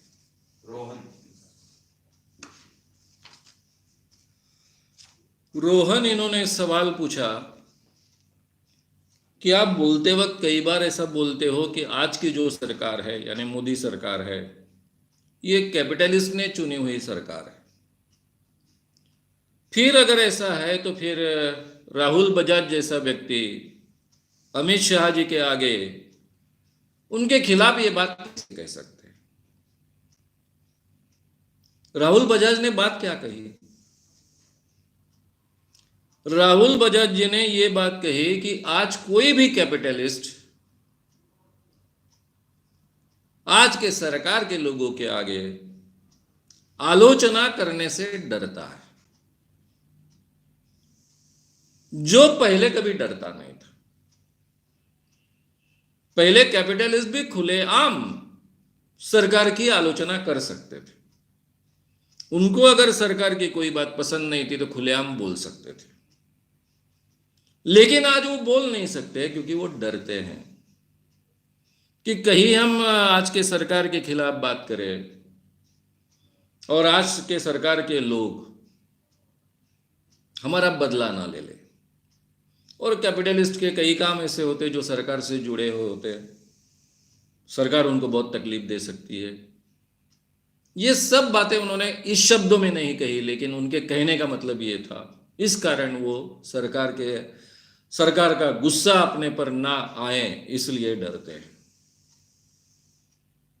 तो ये तो सबसे बड़ा प्रमाण है ना कि आज की सरकार को कैपिटलिस्ट ने चुना, इसके बावजूद ये सरकार जिस ढंग से काम कर रही है, एक विंडिक्टिव नेचर से काम कर रही है। जो उनके खिलाफ होगा उनको वो जेल में भेजेंगे, ये हमेशा संदेश देते रहते हैं। ये विंडिक्टिव सरकार है, ये अब कैपिटलिस्ट के भी ध्यान में आ गए। जो कुछ 5-10 बहुत नजदीक के कैपिटलिस्ट है सरकार के, मोदी जी के, शाह जी के, वो छोड़कर बाकी सब कैपिटलिस्ट के मन में डर है। बजाज उनमें से नहीं है। राहुल बजाज ने क्यों बोला? भाई उनकी परंपरा रही है। राहुल बजाज ये किसके पुत्र है? जमनालाल बजाज के पौत्र है। वर्धा की ये फैमिली है, मैं नजदीक से जानता हूं इस फैमिली को। मैं वर्धा का हूं, मेरे उम्र के करीबन 25 साल वर्धा में गए हैं शुरुआत के। ये फैमिली स्वतंत्रता आंदोलन में लड़ने वाली फैमिली है। कैपिटलिस्ट होने के बावजूद वो गांधी जी के साथ में लड़ते आए, स्वतंत्रता आंदोलन का हिस्सा रहे। अब कोई भी कैपिटलिस्ट सरकार से कैसा पंगा ले, और वो भी स्वतंत्रता आंदोलन में हिस्सा ले, यानी डायरेक्टली पंगा ले, वो काम करने वाली ये फैमिली है बजाज फैमिली। उसके ये पौत्र है राहुल जी बजाज, नीडर फैमिली से आए हैं, नीडर है, एथिक्स संभाल कर काम करने वाले व्यक्ति है। जो होगा सो देखे जाएगा, ऐसा नेचर रखने वाले व्यक्ति है। इसलिए उन्होंने हिम्मत कर ये बात कही। उल्टा ये बात कहने वाले केवल बजाज है, दूसरा कोई ये कह नहीं सकता है। ये इसका प्रमाण है।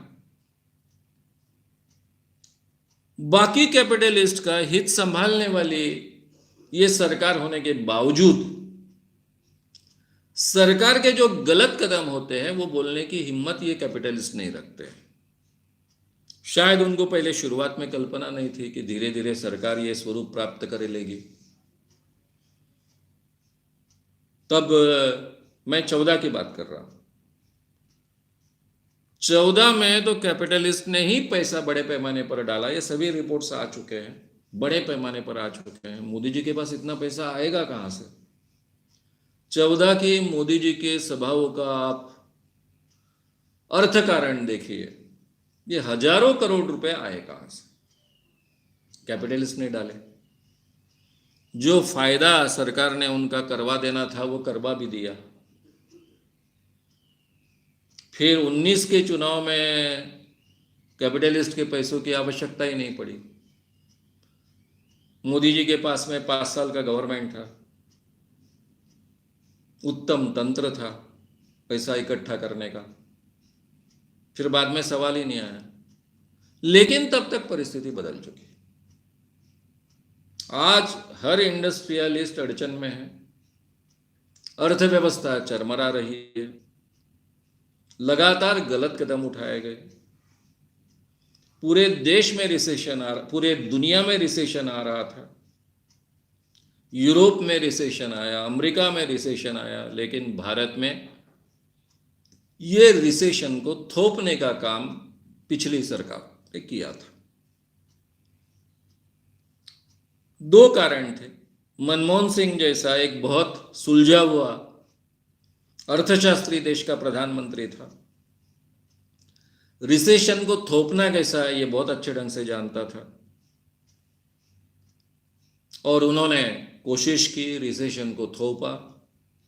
पूरे दुनिया में विकास दर नीचे आता गया, चाइना का छोड़ के, लेकिन भारत अपना विकास दर कायम रख पाया। फिर मोदी सरकार आई, बाहर के रिसेशन के परिणाम भारत में आने ही वाले हैं। उनको थोपने की क्षमता मोदी सरकार के किसी में नहीं थी, थोप नहीं पाए, उल्टा उसको एग्रीवेट कर पाए। डीमोनेटाइजेशन ये सबसे बड़ा उदाहरण रहा। यह ऐसा हथौड़ा रहा कि जिसके कारण पूरी अर्थव्यवस्था चरमरा गई। फिर जीएसटी, और ये अर्थव्यवस्था को सुधारने की क्षमता रखने वाला कोई भी नहीं, अर्थव्यवस्था का ज्ञान वाला कोई नहीं, जो भी है वो सुनने के मूड में नहीं है, इसलिए सबको हकाल दिया। और इसलिए आज अर्थव्यवस्था के इतने बुरे हाल है कि सभी इंडस्ट्रियलिस्ट चपेट में आ गए। चिल्ला नहीं सकते क्योंकि हम ही ने इनको बुलाया, हम ही ने इनको चुना, हम ही ने इनका समर्थन किया। और मोदी जी को किसी की बात सुनने की आदत नहीं है, शाह जी को तो बिल्कुल ही नहीं है, इसलिए कोई सुनाने की हिम्मत नहीं करता है। राहुल जी बजाज ने की तो सब अब उन पर उखड़ रहे हैं, लेकिन राहुल बजाज ने जो समर्थन किया उसका मुझे अचरज नहीं लगा। वो फैमिली खुलकर बोलने वाली है, अपने बोलने के लिए और स्वतंत्रता के लिए कीमत देने की क्षमता रखने वाली है, इसलिए राहुल बजाज ये कह पाए, और केवल वो कह पाए, दूसरा कोई हिम्मत ना करे। हाँ, टाटा हिम्मत कर सकते हैं, लेकिन टाटा ने ऐसी हिम्मत नहीं की है, बजाज ने की है। तो ये प्रमाण नहीं है कि ये कैपिटलिस्ट ने चुनी हुई सरकार नहीं है। उल्टा बाकी कैपिटलिस्ट बिल्कुल बोल नहीं रहे हैं, उसके पीछे दोनों चीजें हैं। एक तो हमने ही चुन के दी हुई ये सरकार है, हमने ही लाई हुई सरकार है। अब इन्होंने गलत कदम उठाए तो ये सुनने के मूड में नहीं है, तो इनको सुनाए कौन? सुनाने जाए तो ये हमको इतनी तकलीफ देंगे कि जीना हराम कर देंगे, ये डर भी है। ये दोनों कारणों के कारण बाकी कैपिटलिस्ट हमको चुप दिखते हैं। ये डर का माहौल सब जगह है। जब इस देश में चिदंबरम जैसे व्यक्ति को जेल में रखा जाता है इतने दिनों तक, 100 दिनों के ऊपर, तो ये सभी के मन में डर पैदा करने वाली बात है। अब आप बोलेंगे मेरे जैसा व्यक्ति क्यों नहीं डरता? अब मुझे क्या लेना है और क्या जाना है? घर के बाहर रहे क्या और जेल के अंदर रहे क्या, मेरे जैसे व्यक्ति को कोई फर्क नहीं पड़ता है, इसलिए बोलेगा। बाकी लोगों के लिए ये संभव नहीं होता है, इसलिए लोग डर डर कर बोलते हैं।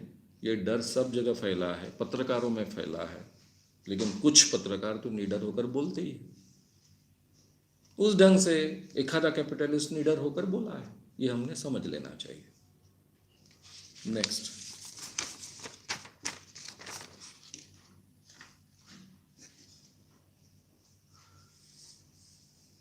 गांधी जी दलितों के लिए हरिजन शब्द का प्रयोग करते थे, तो सावरकर जी इस पर कहते थे हरिजन तो सभी है, और ये ऐसा कहना गलत है। तो क्या सावरकर गांधी जी से भी ज्यादा तीव्रता से जाति प्रथा का उन्मूलन करना चाहते। रवि चौहान नवापुर। रवि चौहान नवापुर इनका सवाल है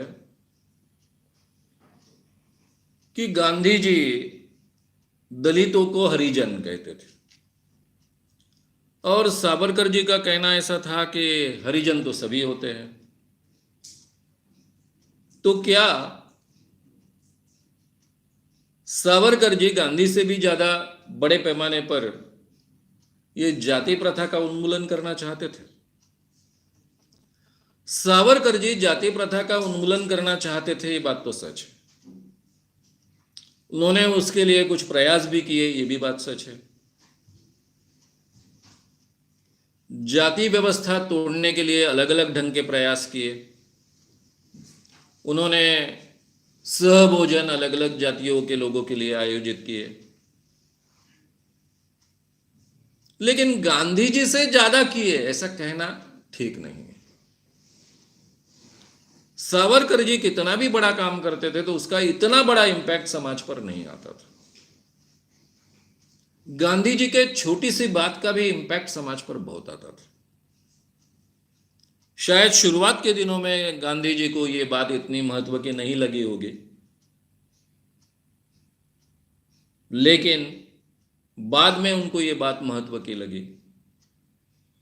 उन्होंने अंतरजातीय विवाह को गांधी जी ने बहुत प्रोत्साहन दिया और आगे चलकर तो ये नियम बनाया कि अगर कोई हरिजन की बेटी से शादी करेगा तो वही शादी में मैं केवल उपस्थित रहूंगा, बाकी किसी शादी में उपस्थित नहीं रहूंगा।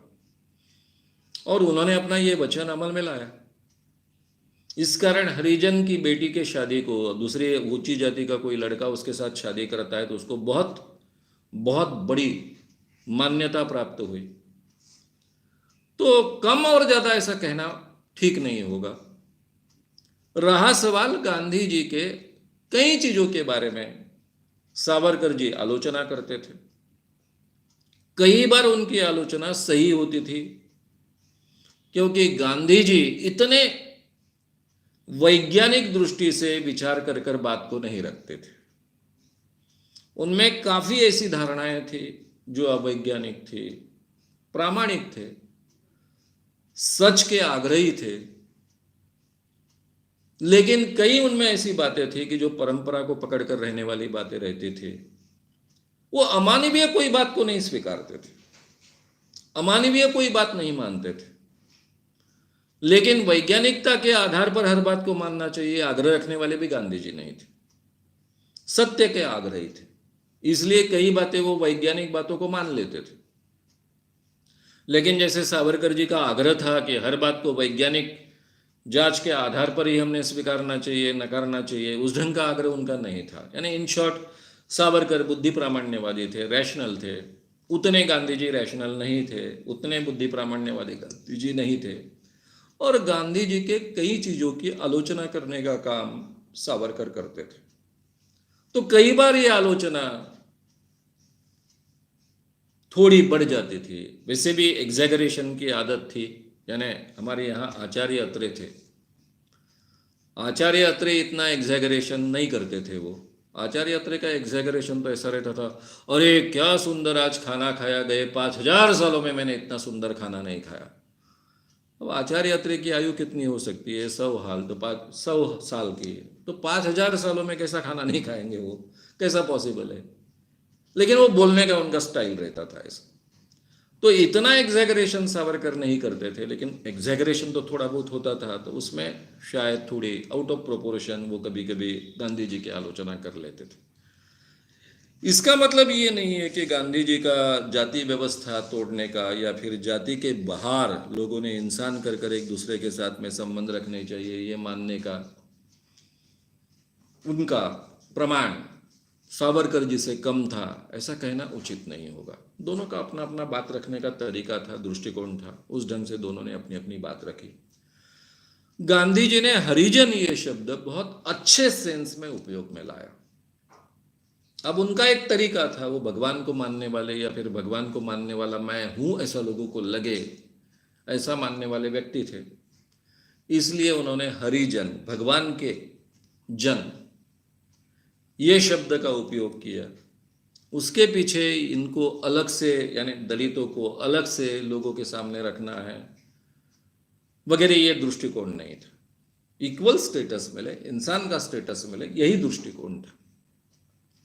क्योंकि हरिजन ये शब्द को काफ़ी लोग ऑब्जेक्शन लेते हैं, इसलिए मैंने ये स्पष्टीकरण दिया कि उसके पीछे उनका कोई यानी इनको अलग से कोई तबके में डाल देना, अलग से कोई तो भी दलितों को लोगों ने देखना चाहिए दृष्टि से, इसलिए नहीं किया था। इक्वेलिटी के ही दृष्टि से किया था हरिजन ये शब्द का उपयोग, क्योंकि आम इंसान भगवान को बहुत मानता है, इसलिए भगवान के ही ये लोग हैं, इस ढंग से उस शब्द का उन्होंने उपयोग किया था।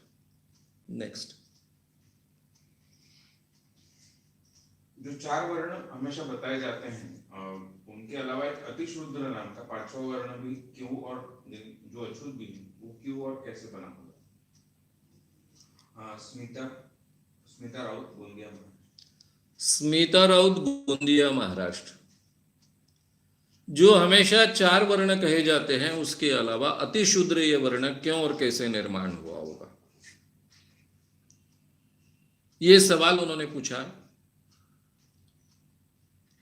श्रुति, स्मृति और पुराण के आधार पर इसका जवाब जो दिया है सावरकर जी ने, वो ये दिया है कि प्रतिलोम जो विवाह होते थे, जैसे ब्राह्मण कन्या ने अगर किसी दूसरे वर्ण के पुरुष के साथ में शादी की तो उसको जो बच्चे हो गए वो चांडाल हो गए। अब चांडाल ये वर्ण तो चारों में नहीं आता है, ब्राह्मण, क्षत्रिय, वैश्य और शूद्र से चांडाल अलग माने गए, यानी ये अतिशूद्र वर्ण हुआ, ये हमें दिखता है। फिर जो चांडाल पुत्र हुआ या पुत्री हुई, उसकी शादी किसी एक वर्ण के साथ में होगी तो वो और चांडाल हो जाएगा, चांडाल से चांडाल हो जाएगा। इस ढंग से अतिशूद्र जातियां निर्माण हुई होगी, ये हमें वेदों के आधार पर, स्मृति के आधार पर और पुराण के आधार पर दिखता है। लेकिन वास्तविकता क्या है? पहले ये चारों वर्णों में रोटी बंदी तो थी नहीं, बेटी बंदी भी थी नहीं, धीरे धीरे ये बढ़ते गई। ग्रामीण अर्थव्यवस्था में 12 अलग अलग व्यवसाय के लोग रहते थे, किसान भी रहता था। ये अलग अलग व्यवसाय करने वाले जो लोग थे, रक्त शुद्धि के आग्रह के कारण, वंश शुद्धि के आग्रह के कारण उनकी जातियां बनते गई, और उसमें से फिर कुछ जातियां निम्न मानी गई, कुछ जातियां ऊपर की मानी गई, ये हमें दिखता है। फिर उसमें अस्पृश्यता तो पहले थी नहीं, डेफिनेटली थी नहीं। आगे चलकर जैसे मैंने उदाहरण दिया कि जैसे मनुस्मृति में आखिरी में कुछ चीजें आई, उसमें से एक चीज आई कि ब्राह्मण अगर पुरुष स्त्री शूद्र को स्पर्श करता है तो भी वो बहुत बड़ा पाप हो जाता है। अब स्पर्श करना उसमें आ गया। अब ये स्पर्श करना का वो उद्देश्य क्या था कि उसने स्त्री शूद्र अगर है तो शूद्र स्त्री के साथ में शादी नहीं करनी चाहिए, रक्त शुद्धि के आग्रह के कारण आया था। तो ये स्पर्श को फिर महत्व आ गया, शायद आगे चलकर ये पुरुषों के बारे में भी होने लग गया, और उसमें से अस्पृश्यता बढ़ते गई। अस्पृश्यता बढ़ी इसके पीछे के कारण संयुक्त रूप से गांव का जो स्ट्रक्चर होता है वो अगर हम ध्यान में लेंगे तो ये किस ढंग से निर्माण हुआ ये कहना बड़ा मुश्किल है, क्योंकि गांव के आखिरी छोर में कुछ अलग अलग जातियों के समूह होते हैं, लेकिन वो गांव का ही हिस्सा होते हैं, गांव के बाहर नहीं होते, और ये संयुक्त गांव होता था। इसलिए पहले तो डेफिनेटली छुआछूत नहीं होनी चाहिए, बाद में कभी तो भी ये निर्माण हुई। कैसे निर्माण हुए, क्यों निर्माण हुई? रक्त शुद्धि और वंश शुद्धि के आग्रह के खातर ही जातियां बनती गई, ये तो हम देख रहे हैं। उसी में से कभी तो भी ये निर्माण हुआ। यहां ये स्पष्ट रूप से नहीं दिखता है कि अतिशूद्र जातियां ये चांडाल योनि में से ही पैदा हुई। यानी वर्ण संकर जो हुआ प्रतिलोम, उसमें से ही अतिशूद्र जातियां निर्माण हुई, ये तो आगे चलकर दिखता नहीं। इसलिए ये अतिशूद्र या फिर जिसको हम अस्पृश्य जातियां कहते हैं, ये जातियां कैसे पनपी होगी, कैसे निर्माण हुई होगी, ये केवल हम गेस कर सकते हैं, और वो गेस सही होगा इसकी कोई गारंटी नहीं है। लेकिन आगे चलकर ये स्पर्श की भावना रोटी बंदी के साथ में बढ़ते गई, व्यवहार बंदी भी उसमें से होते गई, ये हमें दिखता है। इतना तो डेफिनेटली कह सकते हैं। नेक्स्ट,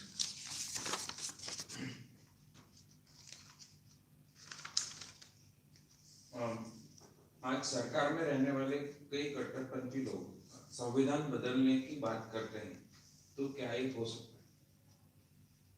यूनुस हुक्केरी,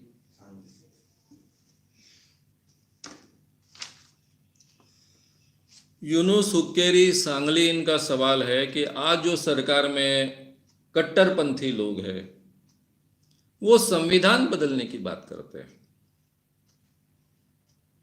तो क्या हो सकता है? भाई, संविधान जब हमने बनाया तभी संविधान में बदलाव करने के लिए हमने गुंजाइश रखी है।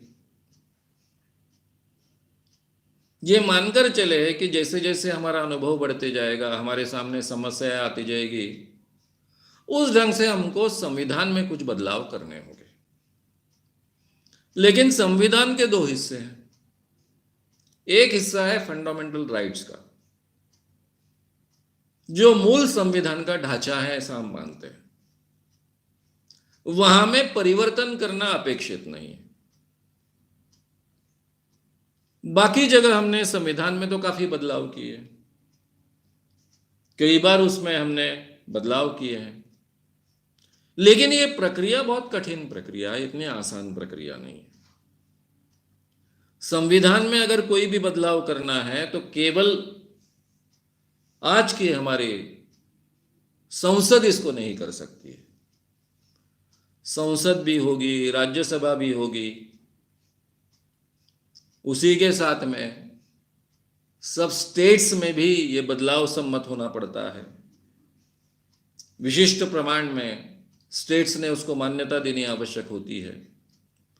यानी आज भी हमारे कॉन्स्टिट्यूशन में अगर कोई बदलाव करना है तो पूरे भारत का जनमानस उस ढंग का हुए बगैर, पूरी सरकारें उस ढंग की हुई बगैर कोई भी बदलाव करना संभव नहीं है। तो इतनी आसान भी बात नहीं है। कांग्रेस के जमाने में ये बदलाव संभव हुए बड़े पैमाने पर, इसलिए संभव हुए क्योंकि करीबन पूरे भारत में कांग्रेस का राज रहता था, सरकारें उन्हीं की रहती थी, स्टेट्स में भी। इसलिए अगर राज्यसभा में भी उनका बहुमत रहता था, इसलिए एक बार उनको अगर लगा कि कोई हमको बदलाव करना है तो उस बदलाव को पूरी तरह से, जितने प्रमाण में इस बदलाव को मान्यता चाहिए हर स्टेट से, उतने मिल जाते थे। आज के जमाने में इतना संभव नहीं है। अगर बीजेपी कोई भी बदलाव करना चाहे कॉन्स्टिट्यूशन में, तो यहां तो राज्यसभा की सबसे बड़ी दिक्कत है। राज्यसभा में ही सम्मत होगा इसकी कोई गारंटी नहीं, क्योंकि आज भी राज्यसभा में बीजेपी को बहुमत नहीं है। जो पार्टियां उनका समर्थन करती है वो इशू देखकर समर्थन करती है। अगर इशू सम्मत हो, पूरे भारत माने इस ढंग का हो, तो शायद बाकी पार्टियां उनका समर्थन करेंगे, नहीं तो नहीं करेंगे। हर स्टेट में बीजेपी का राज नहीं है, और हर स्टेट में जो बीजेपी का राज है वहां पर सभी के सभी लोग उसको मान्यता देंगे, ऐसा संभव नहीं है।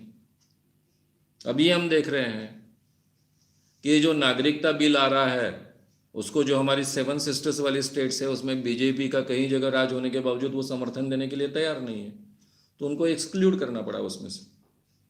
तो कहने का मतलब ऐसा है कि इतना आसान नहीं है। रहा सवाल बदलाव करने का, तो वो तो अधिकार हमने रखा ही है कॉन्स्टिट्यूशन में। ये मान्यता थी कि जैसे जैसे हम कॉन्स्टिट्यूशन अमल में लाने की कोशिश करेंगे, अमल में लाते जाएंगे, वैसे वैसे उसकी बारीकियां हमारे ध्यान में आती जाएगी, उसकी समस्याएं हमारे ध्यान में आती जाएगी, उसमें कोई बदलाव करने की गुंजाइश होगी तो वो बदलाव करने के लिए गुंजाइश होनी चाहिए। ये प्रावधान तो हमने कर रखा है। इसलिए लोकतांत्रिक तरीके से ये बदलाव करने का डेफिनेटली अधिकार है, लेकिन ये बात इतनी आसान नहीं है किसी भी सरकार के लिए। वो भी प्रावधान उसमें है कि इतनी आसान ये बात न रहे कि कोई भी आ जाए और झट से एकदम संविधान में बदल कर दे। तो इसलिए बीजेपी चाहे कितना भी चाहे, कॉन्स्टिट्यूशन के मूल बातों में तो बदलाव करना संभव ही नहीं है, लेकिन बाकी भी बदलाव जब तक एक पूरी तरह से भारत के लोगों को मान्य ना हो तो वो बदलाव एक्सेप्टेबल नहीं होने वाले हैं। ये हमने ध्यान में रखना चाहिए। हाँ, कॉन्स्टिट्यूशन ही बाजू में रखकर अगर राज करना वो शुरू करे तो बात अलग है, जिसको हम कहते हैं कि फिर हुकुम तंत्र आ गया हमारे देश में, डिक्टेटरशिप आ गई। जब तक डिक्टेटरशिप नहीं आती है और लोकतांत्रिक तरीके से चलता है, तब तक तो उसकी बहुत ज़्यादा चिंता करने की हमें आवश्यकता नहीं है। लेकिन लोकतंत्र चलेगा क्या? अगले 5 सालों में अगर फिर से हमने थंपिंग मेजॉरिटी दी तो लोकतंत्र इस देश में बचेगा नहीं बचेगा, इसके बारे में कई लोगों के मन में डाउट है। क्योंकि जिस ढंग से एक एक संस्थाओं को हम खत्म करते जा रहे हैं, अंडर प्रेशर संस्थाओं को लाकर खड़ा कर दिया है, तो उसके आधार पर तो ये डर स्वाभाविक है। लेकिन मुझे नहीं लगता है कि उस स्थिति में भारत के लोग जाने देंगे इस स्थिति को। इसलिए बहुत चिंता करने की आवश्यकता नहीं है। छुटपुट बदलाव करते रहेंगे, मूलभूत कोई बदलाव करने की गुंजाइश तो नहीं है जब तक हमारे यहाँ डिक्टेटरशिप नहीं आती है तब तक।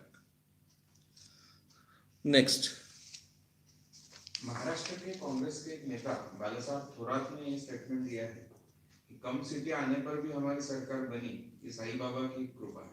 इस पर आप क्या कहेंगे?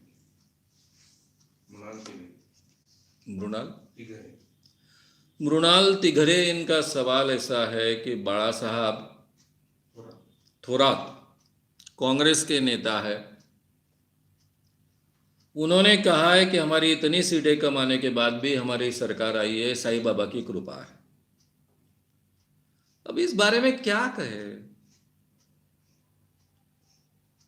यानी बाला साहब थोरात किन किन लोगों का अपमान कर रहे हैं?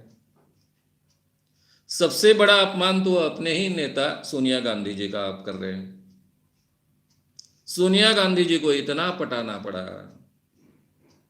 बाला साहब थोरात से लेकर हर एक को पटाना पड़ा, शरद पवार जी को पटाना पड़ा, 2-2 3-3 बार मिलना पड़ा, तब जाकर उन्होंने शिवसेना के साथ में गठबंधन के लिए सम्मति दी। दूसरा, ये सबसे बड़ा अपमान है शरद पवार जी का। शरद पवार जी ने इतनी मेहनत से इतना सबको समझा बुझा कर 3 अलग अलग पार्टीज को साथ में लाया, इस उम्र में इतनी दौड़ धूप की, अपनी पूरी राजकीय चतुराई अमल में लाई, अपने रिलेशंस अमल में लाए, और इसलिए सरकार संभव हुई। फिर उसमें बड़प्पन है शिवसेना के उद्धव जी ठाकरे जी का भी। उन्होंने संयम रखा, संयम रखकर इस ढंग का एडजस्टमेंट करने के लिए वो तैयार हुए। तो ये सभी का अपमान है। वैसे देखा जाए तो बाला साहब थोरात ने सरकार में काम करने की आवश्यकता ही नहीं है। वो शिरडी के साईं बाबा के मंदिर में बैठे, वहां पूजा करते बैठे, सरकार अपने आप चलेगी। क्यों किसानों के लिए निर्णय लेने की आवश्यकता है सरकार को? शिरडी के साईं बाबा के मंदिर में बैठे और किसानों के प्रॉब्लम्स हल करे करके रात दिन पूजा करते बैठे बाला साहब थोरात, तो भी काफी होगा। ये लोग कुछ भी बोलते हैं, अपने अंधविश्वास जाहिर तरीके से व्यक्त करते हैं, और ये कोई पहली बार नहीं हुआ। प्रतिभाताई पाटिल इस देश की जब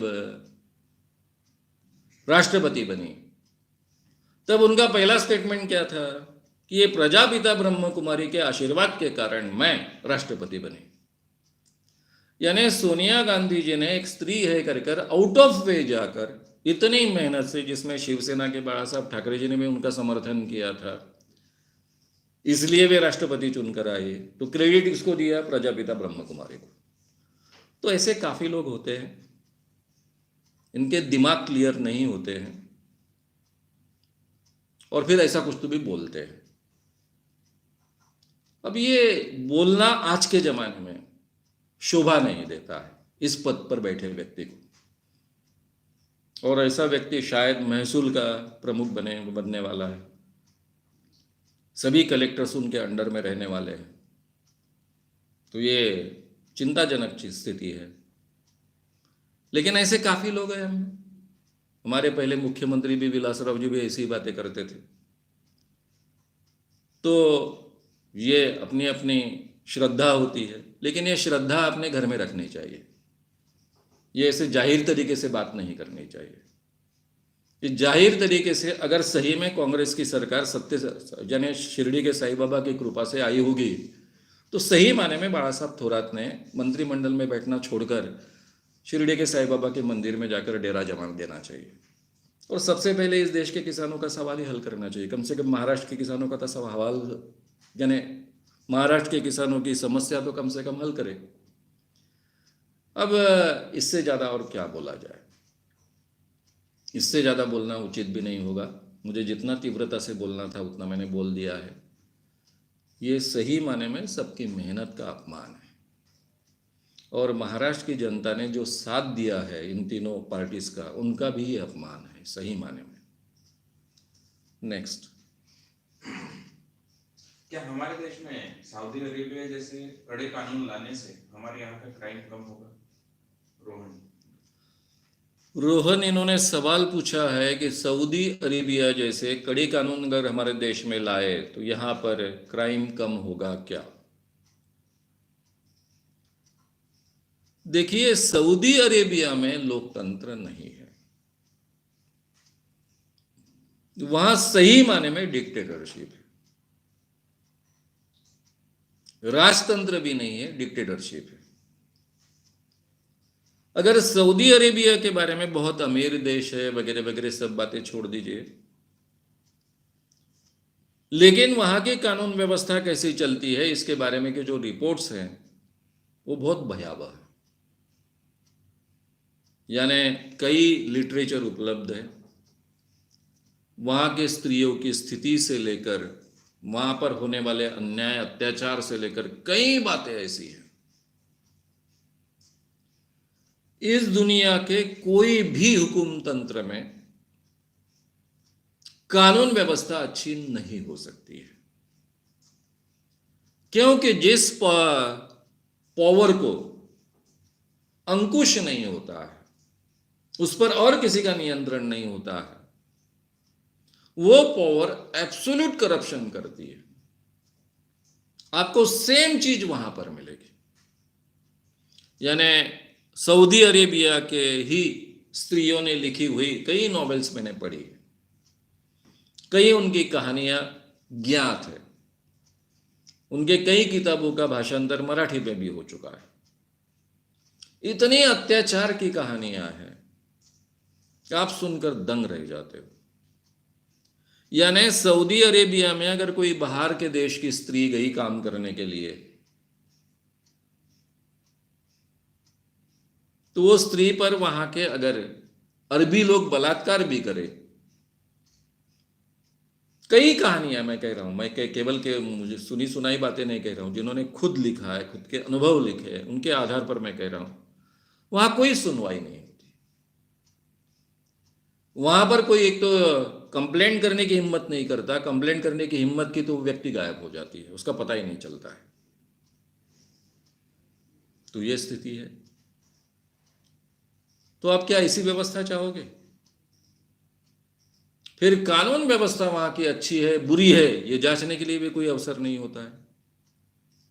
जांचेगा कौन? जांचने के लिए कोई यंत्रणा ही नहीं है। इसलिए हुकुम तंत्र में चलने वाले कानून व्यवस्था की हम तुलना ही नहीं कर सकते। हमें अगर तुलना करनी है तो अमेरिका के कानून की कर सकते हो, ब्रिटेन के कानून की कर सकते हो, ऑस्ट्रेलिया के कानून की कर सकते हो, कनाडा के कानून की कर सकते हो, यूरोप के कानून की कर सकते हो, जहां लोकतंत्र है वहां के कानून की तुलना हम भारत के साथ कर सकते हैं। लेकिन कोई राजतंत्र के नाम पर चलने वाला हुकुम तंत्र है, डिक्टेटरशिप है, वहां के कानून की तुलना करना उचित नहीं होगा। कई लोगों को यह हुकुम तंत्र का बहुत आकर्षण होता है, उनको लगता है डिक्टेटरशिप आनी चाहिए। भारत में भी यह सवाल था, यानी गांधी जी और सुभाष चंद्र बोस में मतभेद क्या थे? सुभाष चंद्र बोस जो प्रयास कर रहे थे कि जापानीज लोगों की मदद लेकर इस देश को स्वतंत्रता प्राप्त करे, या फिर सावरकर जैसे भी लोग चाहते थे कि बंदूक के आधार पर इस देश को स्वतंत्रता प्राप्त करे, तो गांधी जी का एक सिंपल सवाल था कि अगर बंदूक के आधार पर इस देश में स्वतंत्रता आई तो राज किसका होगा? लोगों का होगा या बंदूक का होगा? बंदूक का राज होगा। जापानीज के भरोसे अगर हमारे देश को स्वतंत्रता मिलती तो इस देश में राज किसका होता? लोगों का राज तो नहीं होता। तो ये हमने मूल बात को समझ लेना चाहिए। लोकतंत्र में कई खामियां हैं। लोकतंत्र कोई बहुत आदर्श आइडियल व्यवस्था नहीं है, लेकिन आज तक की जितनी भी राज्य व्यवस्थाएं हैं उसमें सबसे उत्तम ये राज्य व्यवस्था है। इसमें जो खामियां है वो खामियां दूर करने की व्यवस्था कम से कम इस यंत्रणा में है। ये खामियां है, ये चिल्लाने के लिए अवसर कम से कम है, वो अवसर भी हुकुम तंत्र में और राजतंत्र में बचता नहीं है। इसलिए हुकुम तंत्र और राजतंत्र में कानून व्यवस्था बहुत अच्छी है कि नहीं है ये भी जांचा नहीं जा सकता है, क्राइम कम हुआ या बढ़ा ये भी जांचा जा सकता नहीं, क्योंकि किसी एक खास राजा के पास जब तक कंप्लेंट नहीं जाएगी तब तक तो पुलिस यंत्रणा के हाथ में सब कुछ है, और राजा के पास में कंप्लेंट जाना इतना आसान नहीं है। ये कोई राजा रास्ते में भटकने वाला राजा नहीं है कि लोगों से मिलने के लिए रात में घूम रहा है, लोगों से बात कर रहा है, क्या अपने राज में चल रहा है। इतना छोटा राजा कोई बचा भी नहीं है, इसलिए ये संभव भी नहीं। तो इसलिए हम कोई भी कड़े कानून लोकतंत्र में अगर वे नहीं है तो उसकी तुलना हमारे देश के कानून व्यवस्था के साथ में या फिर हमारे तंत्र के साथ में नहीं कर सकते हैं। ये हमने सबसे पहले समझ लेना चाहिए। नेक्स्ट, स्वतंत्रता के पहले स्वतंत्र मतदार संघ की दलितों की मांग थी, उसे 1932 में ठुकराकर पुणे करार गांधी और आंबेडकर जी के बीच में हुआ। तो क्या इससे दलितों का राजकीय भविष्य खत्म नहीं हो गया? क्या ये गांधी जी ने गलत नहीं किया? अतुल जाधव इनका सवाल है। फिर वो पुणे करार पर सवाल है। पुणे करार के कारण क्या दलितों का भविष्य खत्म नहीं हुआ? राजकीय भविष्य खत्म नहीं हुआ, ऐसा सवाल पूछा है। इस सवाल का जवाब थोड़े में देना उचित नहीं होगा। मैं कभी विस्तार से जब अम्बेडकर लूंगा तब बहुत विस्तार से ये मुद्दा लूंगा। आज मैं इतना ही कहता हूं, अगर वो बात वैसे के वैसे मान्य की गई होती तो आज दलितों में और बाकी लोगों में बहुत बड़ी खाई और दरार पैदा होती। आज जो राजकीय क्षेत्र में दलितों का महत्व निर्माण हुआ है, हर व्यक्ति को दलितों के वोटों की बहुत आवश्यकता है, उसके बिन उसको राजसत्ता प्राप्त नहीं हो सकती है। और इसलिए पूरे देश में अंबेडकर के बारे में कोई भी राजकीय व्यक्ति आदर से ही बोलता है। मन में आदर हो ना हो, झक मार के उसको आदर से ही बोलना पड़ता है, क्योंकि दलितों का वोट बहुत मायने रखता है, क्योंकि वो सामान्य वोट है, सबके लिए आवश्यक वोट है। इसलिए उल्टा मैं कहूंगा कि गांधी जी का प्रस्ताव मान्य करने के कारण दलितों को राजकीय महत्व पूरे देश में जो प्राप्त हुआ, शायद वो प्राप्त नहीं होता। और यही डर गांधी जी को था कि इसमें देश में बटेगा, दलित बटेगा। दलितों के घेटोस तैयार हो गए। ये जो उनको डर था वो डर बिल्कुल लाजमी था। लेकिन ये मुद्दा बहुत विस्तार से लेना आवश्यक है। उसमें एक तो सही माने में जिस ढंग से ये बात रखनी चाहिए उस ढंग से रखी नहीं जाती है। मैंने कई लोगों के व्याख्यान इसके बारे में सुने हैं। कई लोग डेफिनेटली बोलते वक्त उसमें कंफ्यूजन क्रिएट करे इसी ढंग से बोलते हैं, उसमें क्लैरिटी कम होती है। कई लोगों को तो यह सवाल ही ठीक ढंग से समझ में नहीं आता है कि स्वतंत्र मतदार संघ एग्जैक्टली क्या थे। हमारे यहाँ कोई स्वतंत्र मतदार संघ नहीं बचा है। पहले मुस्लिमों को भी स्वतंत्र मतदार संघ थे, यहाँ पर नहीं बचे अभी। तो ये नई व्यवस्था में हमने ये व्यवस्था क्यों एक्सेप्ट की? जितना अंबेडकर जी ने मांगा था उससे ज़्यादा गांधी जी ने ऑलरेडी कैसे दिया है? ये सभी बातें बहुत विस्तार से रखने वाली बातें हैं। इसलिए मैं जब ये विषय लूँगा, अंबेडकर ये विषय लूँगा, तब ये लूँगा। अभी मुझे लगता है केवल मुझे आखिरी का जो मत था वो मैंने आपके सामने रख दिया। नेक्स्ट। आप कह रहे हैं कि आज देश की अर्थव्यवस्था बहुत खराब है। अगर ऐसा सच में होता तो हमारे देश ने पहली बार बाहर के देशों को जो आज कर्ज दिया है वो कैसे देता? मोहन भाई।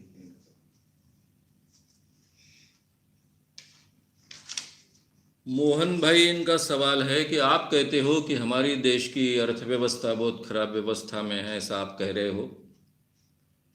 लेकिन अगर ऐसा होता तो हम बाहर देश को पहली बार कर्ज दे रहे हैं, ये कर्ज कैसे हम देते?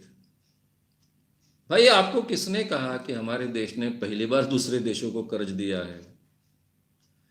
ये व्यवहार तो पहले से चलते आया है, काफी सालों से चलते आया है, यानी नेहरू जी के जमाने से चलते आया है। हर देश एक दूसरे के संबंध अच्छे रखने के लिए एक दूसरे को कर्जा देता है। नेपाल जैसा देश, भूटान जैसा देश, इन देशों को तो हम बड़े पैमाने पर मदद करते आए हैं पहले से। उसका स्वरूप कर्जे तक भी सीमित नहीं होता है, केवल मदद का रूप होता है। कई देशों को हम इस ढंग से मदद करते आए हैं। तो पहली बात तो ये दिमाग में से निकाल दीजिए कि हमने पहली बार किसी दूसरे देश को कर्जा दिया है। अभी भाई कोई एक बड़ा व्यक्ति है जिसने बैंक से कुछ 1000 करोड़ रुपए उठाए, और उस व्यक्ति के पास में हम जैसा एक छोटा सा व्यक्ति जाता है और 2-4 करोड़ का कर्जा मांगता है, तो उस पर कई 1000 करोड़ का कर्जा होने के बावजूद 2-4 करोड़ का कर्जा देना उसको कोई बड़ी बात नहीं लगती है, वो दे देता है। तो हम ये सवाल खड़ा करते हैं कि इसके ऊपर 20,000 का कर्जा है, 20,000 करोड़ का कर्जा है, फिर भी 20,000 करोड़ का कर्जा होता तो ये 4 करोड़ का कैसा क्या हमको देता? उस ढंग का ये सवाल हुआ है। अलग अलग देशों के एक दूसरे के साथ में इस ढंग के रिलेशन होते हैं। हर देश दूसरे देश के वो कुछ कर्जा देता है। ये कर्जा नहीं होता है, इन्वेस्टमेंट होता है सही माने में देखा जाए तो। जैसा जापान हमको बुलेट ट्रेन दे रहा है, तो ये बुलेट ट्रेन आपने खरीदनी चाहिए जापान की, इसलिए सारा का सारा खर्चा तो भारत नहीं कर सकता है। तो फिर जापान क्या करता है कि ठीक है, हम इतने पैसा आपको कर्जा देंगे, बाद में हमको धीरे धीरे चुका दीजिए आप। इस ढंग के अलग अलग ढंग के व्यवहार होते हैं। तो देशों के ये व्यवहार आपस में इस ढंग से चलते रहते हैं। इसके आधार पर हमारे देश की अर्थव्यवस्था अच्छी है या बुरी है ये तय नहीं होता है। और ये जो नंबर्स है, इतने छोटे नंबर्स होते हैं कि उसके कहीं गिनती में भी नहीं आते हैं। सवाल है हमारे देश की अर्थव्यवस्था अच्छी है या नहीं, ये स्वतंत्रता से हमने जांचना चाहिए। सबसे बड़ा उदाहरण है कि हमारे देश की अर्थव्यवस्था अच्छी है या नहीं, हमारी नौकरियां बढ़ रही क्या? अर्थव्यवस्था अच्छी होती है तो नौकरियां बढ़ती है, कम नहीं होती है। सबसे बड़ा अगर जांचने का कोई तरीका है तो नौकरियां बढ़ी क्या? क्योंकि जैसे जैसे अर्थव्यवस्था बढ़ती है वैसे वैसे उत्पाद बढ़ता है, उत्पाद बढ़ता है वैसे वैसे लोगों का नौकरियां बढ़ती है, नौकरियां बढ़ती है तो लोगों की क्रय शक्ति बढ़ती है, क्रय शक्ति बढ़ती है तो उस माल को उठाव मिलता है, क्योंकि लोग खरीदते तो उत्पाद बढ़ता है। ऐसा वो रेसिप्रोकल चलता है। यहां बिल्कुल उल्टी प्रक्रिया शुरू हुई। सबसे बड़ा उदाहरण तो है कार कौन खरीदता है? कार उच्च मध्यम वर्गीय और मध्यम वर्ग के लोग खरीदते हैं। उच्च मध्यम वर्गीय और मध्यम वर्ग के लोगों ने कार खरीदने का प्रमाण कम किया।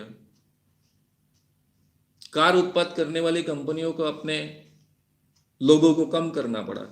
ये तो हमारे सामने उदाहरण है। वही बात धीरे धीरे अब नीचे आती जाएगी। आगे के 2-3 सालों में आपको दिखेगा कि टीवी के क्षेत्र का उत्पाद कम हुआ है।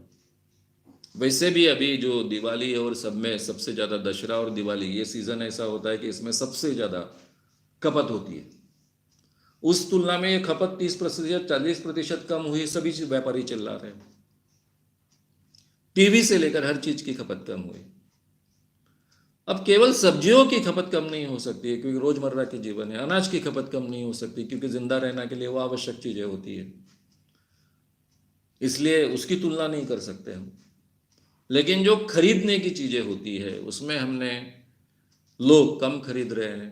अर्थव्यवस्था धीमी है आपकी, रिसेशन शुरू है। इसका सबसे बड़ा उदाहरण होता है लोग क्रय करना कम कर देते हैं, खरीदना कम कर देते हैं, क्योंकि उनके मन में एक सामूहिक असुरक्षितता निर्माण होती है। मेरे पास जो पैसा है वो मैंने बचा कर रखना चाहिए, नहीं तो ये खर्च हो जाएगा तो कल क्या होगा इसकी कोई गारंटी नहीं, मैं जिंदा रह पाऊंगा नहीं रह पाऊंगा। इंसान कब ज्यादा खर्च करता है? जब अर्थव्यवस्था ज्यादा अच्छी होती है। वही रेसिप्रोकल चलता है। उत्पाद बढ़ता है तो रोजगार बढ़ता है, रोजगार बढ़ता है तो नेचुरली लोगों की क्रय शक्ति बढ़ती है, लोगों की क्रय शक्ति बढ़ती है तो लोग ज्यादा खरीदते हैं, फिर उत्पाद बढ़ता है, फिर यानी रोजगार बढ़ता है। अब यहाँ उल्टी प्रोसेस शुरू हो गई है। उत्पाद कम हुआ इसलिए रोजगार कम हुआ, रोजगार कम हुआ इसलिए लोगों की क्रय शक्ति कम हुई, क्रय शक्ति कम हुई इसलिए लोगों ने खरीदना कम कर दिया, लोगों ने खरीदना कम कर दिया तो और उत्पाद कम होगा। ये प्रोसेस अभी शुरू हुई है और ये प्रोसेस 2-3 सालों में ट्रिगर ऑफ हुई, डीमोनेटाइजेशन के बाद में खास कर अभी उसके हमको फल दिख रहे हैं। हमारी अर्थव्यवस्था बुरी अवस्था में है, ये सभी चिल्ला चिल्ला कर कह रहे हैं, सरकार के अर्थ मंत्री छोड़कर, क्योंकि उनका अर्थशास्त्र बाहर देश का कहीं का तो भी है, शायद वो स्वर्ग का होगा, नरक का होगा, कहीं का होगा, उसका हमारे देश के अर्थव्यवस्था से कोई संबंध नहीं है। इसलिए पूरी दुनिया चिल्ला कर कह रही है कि भारत में मंदी आई है और हमारी अर्थ मंत्री कहती है कि ये मंदी नहीं है, रिसेशन नहीं है। तो उनकी व्याख्या ही अलग है। उनका अर्थशास्त्र शायद वो कहीं से और से पढ़कर आई है, और फिर मोदी जी को अर्थशास्त्र का कोई लेना देना ही है नहीं, तो इसलिए समझ की बात ही नहीं है। और ये मैं नहीं कह रहा हूँ, जिनको अर्थशास्त्र की अच्छी समझ है वो लोग ये कह रहे हैं। खुद मनमोहन सिंह जैसा बहुत ही मितभाषी व्यक्ति ये कह रहा है। और मनमोहन सिंह केवल हमारे देश के प्रधानमंत्री नहीं थे, दुनिया के बड़े अर्थशास्त्रियों में से एक अर्थशास्त्री है वे। उनको पूरे दुनिया में बहुत प्रतिष्ठा है, अर्थशास्त्री कर प्रधानमंत्री कर नहीं। तो वे भी कह रहे हैं, तो ये बात तो हमने समझ लेनी चाहिए। फिर भी हम नहीं समझना चाहते तो ये हमारा अधिकार है, क्योंकि लोकतंत्र में हमको अधिकार दिया है।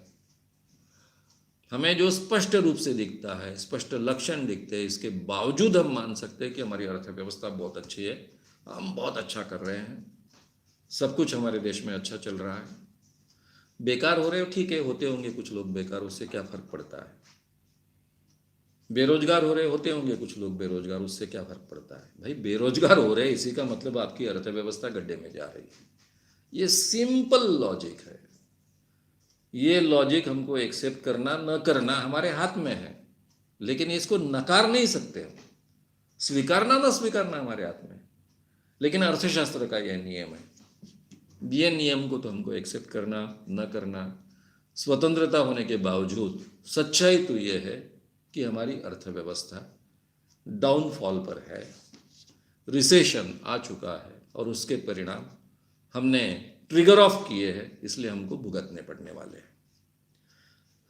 तो मित्रों, अभी 11 बज रहे हैं, यहाँ पर हम रुकते हैं।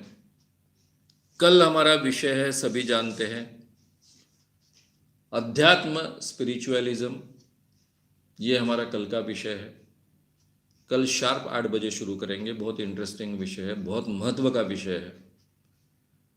आपके सवाल हमारे सभी के लिए बहुत महत्व के हैं। बाद में जो सवाल बचे हैं उसको हम रिकॉर्ड करेंगे और बाद में अपलोड करेंगे। आपके फ़ोन नंबर सवालों के साथ में हमेशा जोड़ते जाइए ताकि हम आपको इत्तला दे सकें। तो मित्रों, मैं फिर से एक बार रिपीट करूंगा कि स्व सम्मोहन व्यक्तित्व विकास कार्यशाला जो 6.5-7 साल बाद हो रही है, पहली बार जनवरी में 6 जनवरी से 9 जनवरी में हो रही है। 4 दिन का ये वर्कशॉप है, उसकी जानकारी ऑलरेडी यूट्यूब पर अपलोडेड है। अभी भी इस सवाल जवाब में आपको कहीं ना कहीं इसका ये मिल जाएगा, या फिर आपके प्रतिक्रिया में इसके रेफरेंसेस आपको मिल जाएंगे। बहुत कम सीट्स उपलब्ध है, कृपया जल्दी से जल्दी अपनी सीट बुक कीजिए और ये वर्कशॉप का लाभ उठाइए। जो भी अभी तक जिन लोगों ने सब्सक्राइब नहीं किया है, श्याम मानव यूट्यूब चैनल है, उसको सब्सक्राइब कीजिए, बेल आइकॉन दबाइए, लाइक भी कीजिए, बड़े पैमाने पर शेयर भी कीजिए, फेसबुक भी लाइक शेयर कीजिए। और मित्रों, ये बेहतर इंसान बनने की प्रक्रिया का हिस्सा बनिए। अपने परिचित लोगों को भी प्रोत्साहित कीजिए। अभी यहाँ रुकते हैं, कल रात को 8 बजे मिलेंगे। गुड नाइट, शुभ रात्रि, धन्यवाद धन्यवाद धन्यवाद। श्याम मानव चैनल को आपका समर्थन देने के लिए चैनल को जरूर सब्सक्राइब करें। चैनल के नोटिफिकेशन पाने के लिए बेल आइकन भी दबाएं।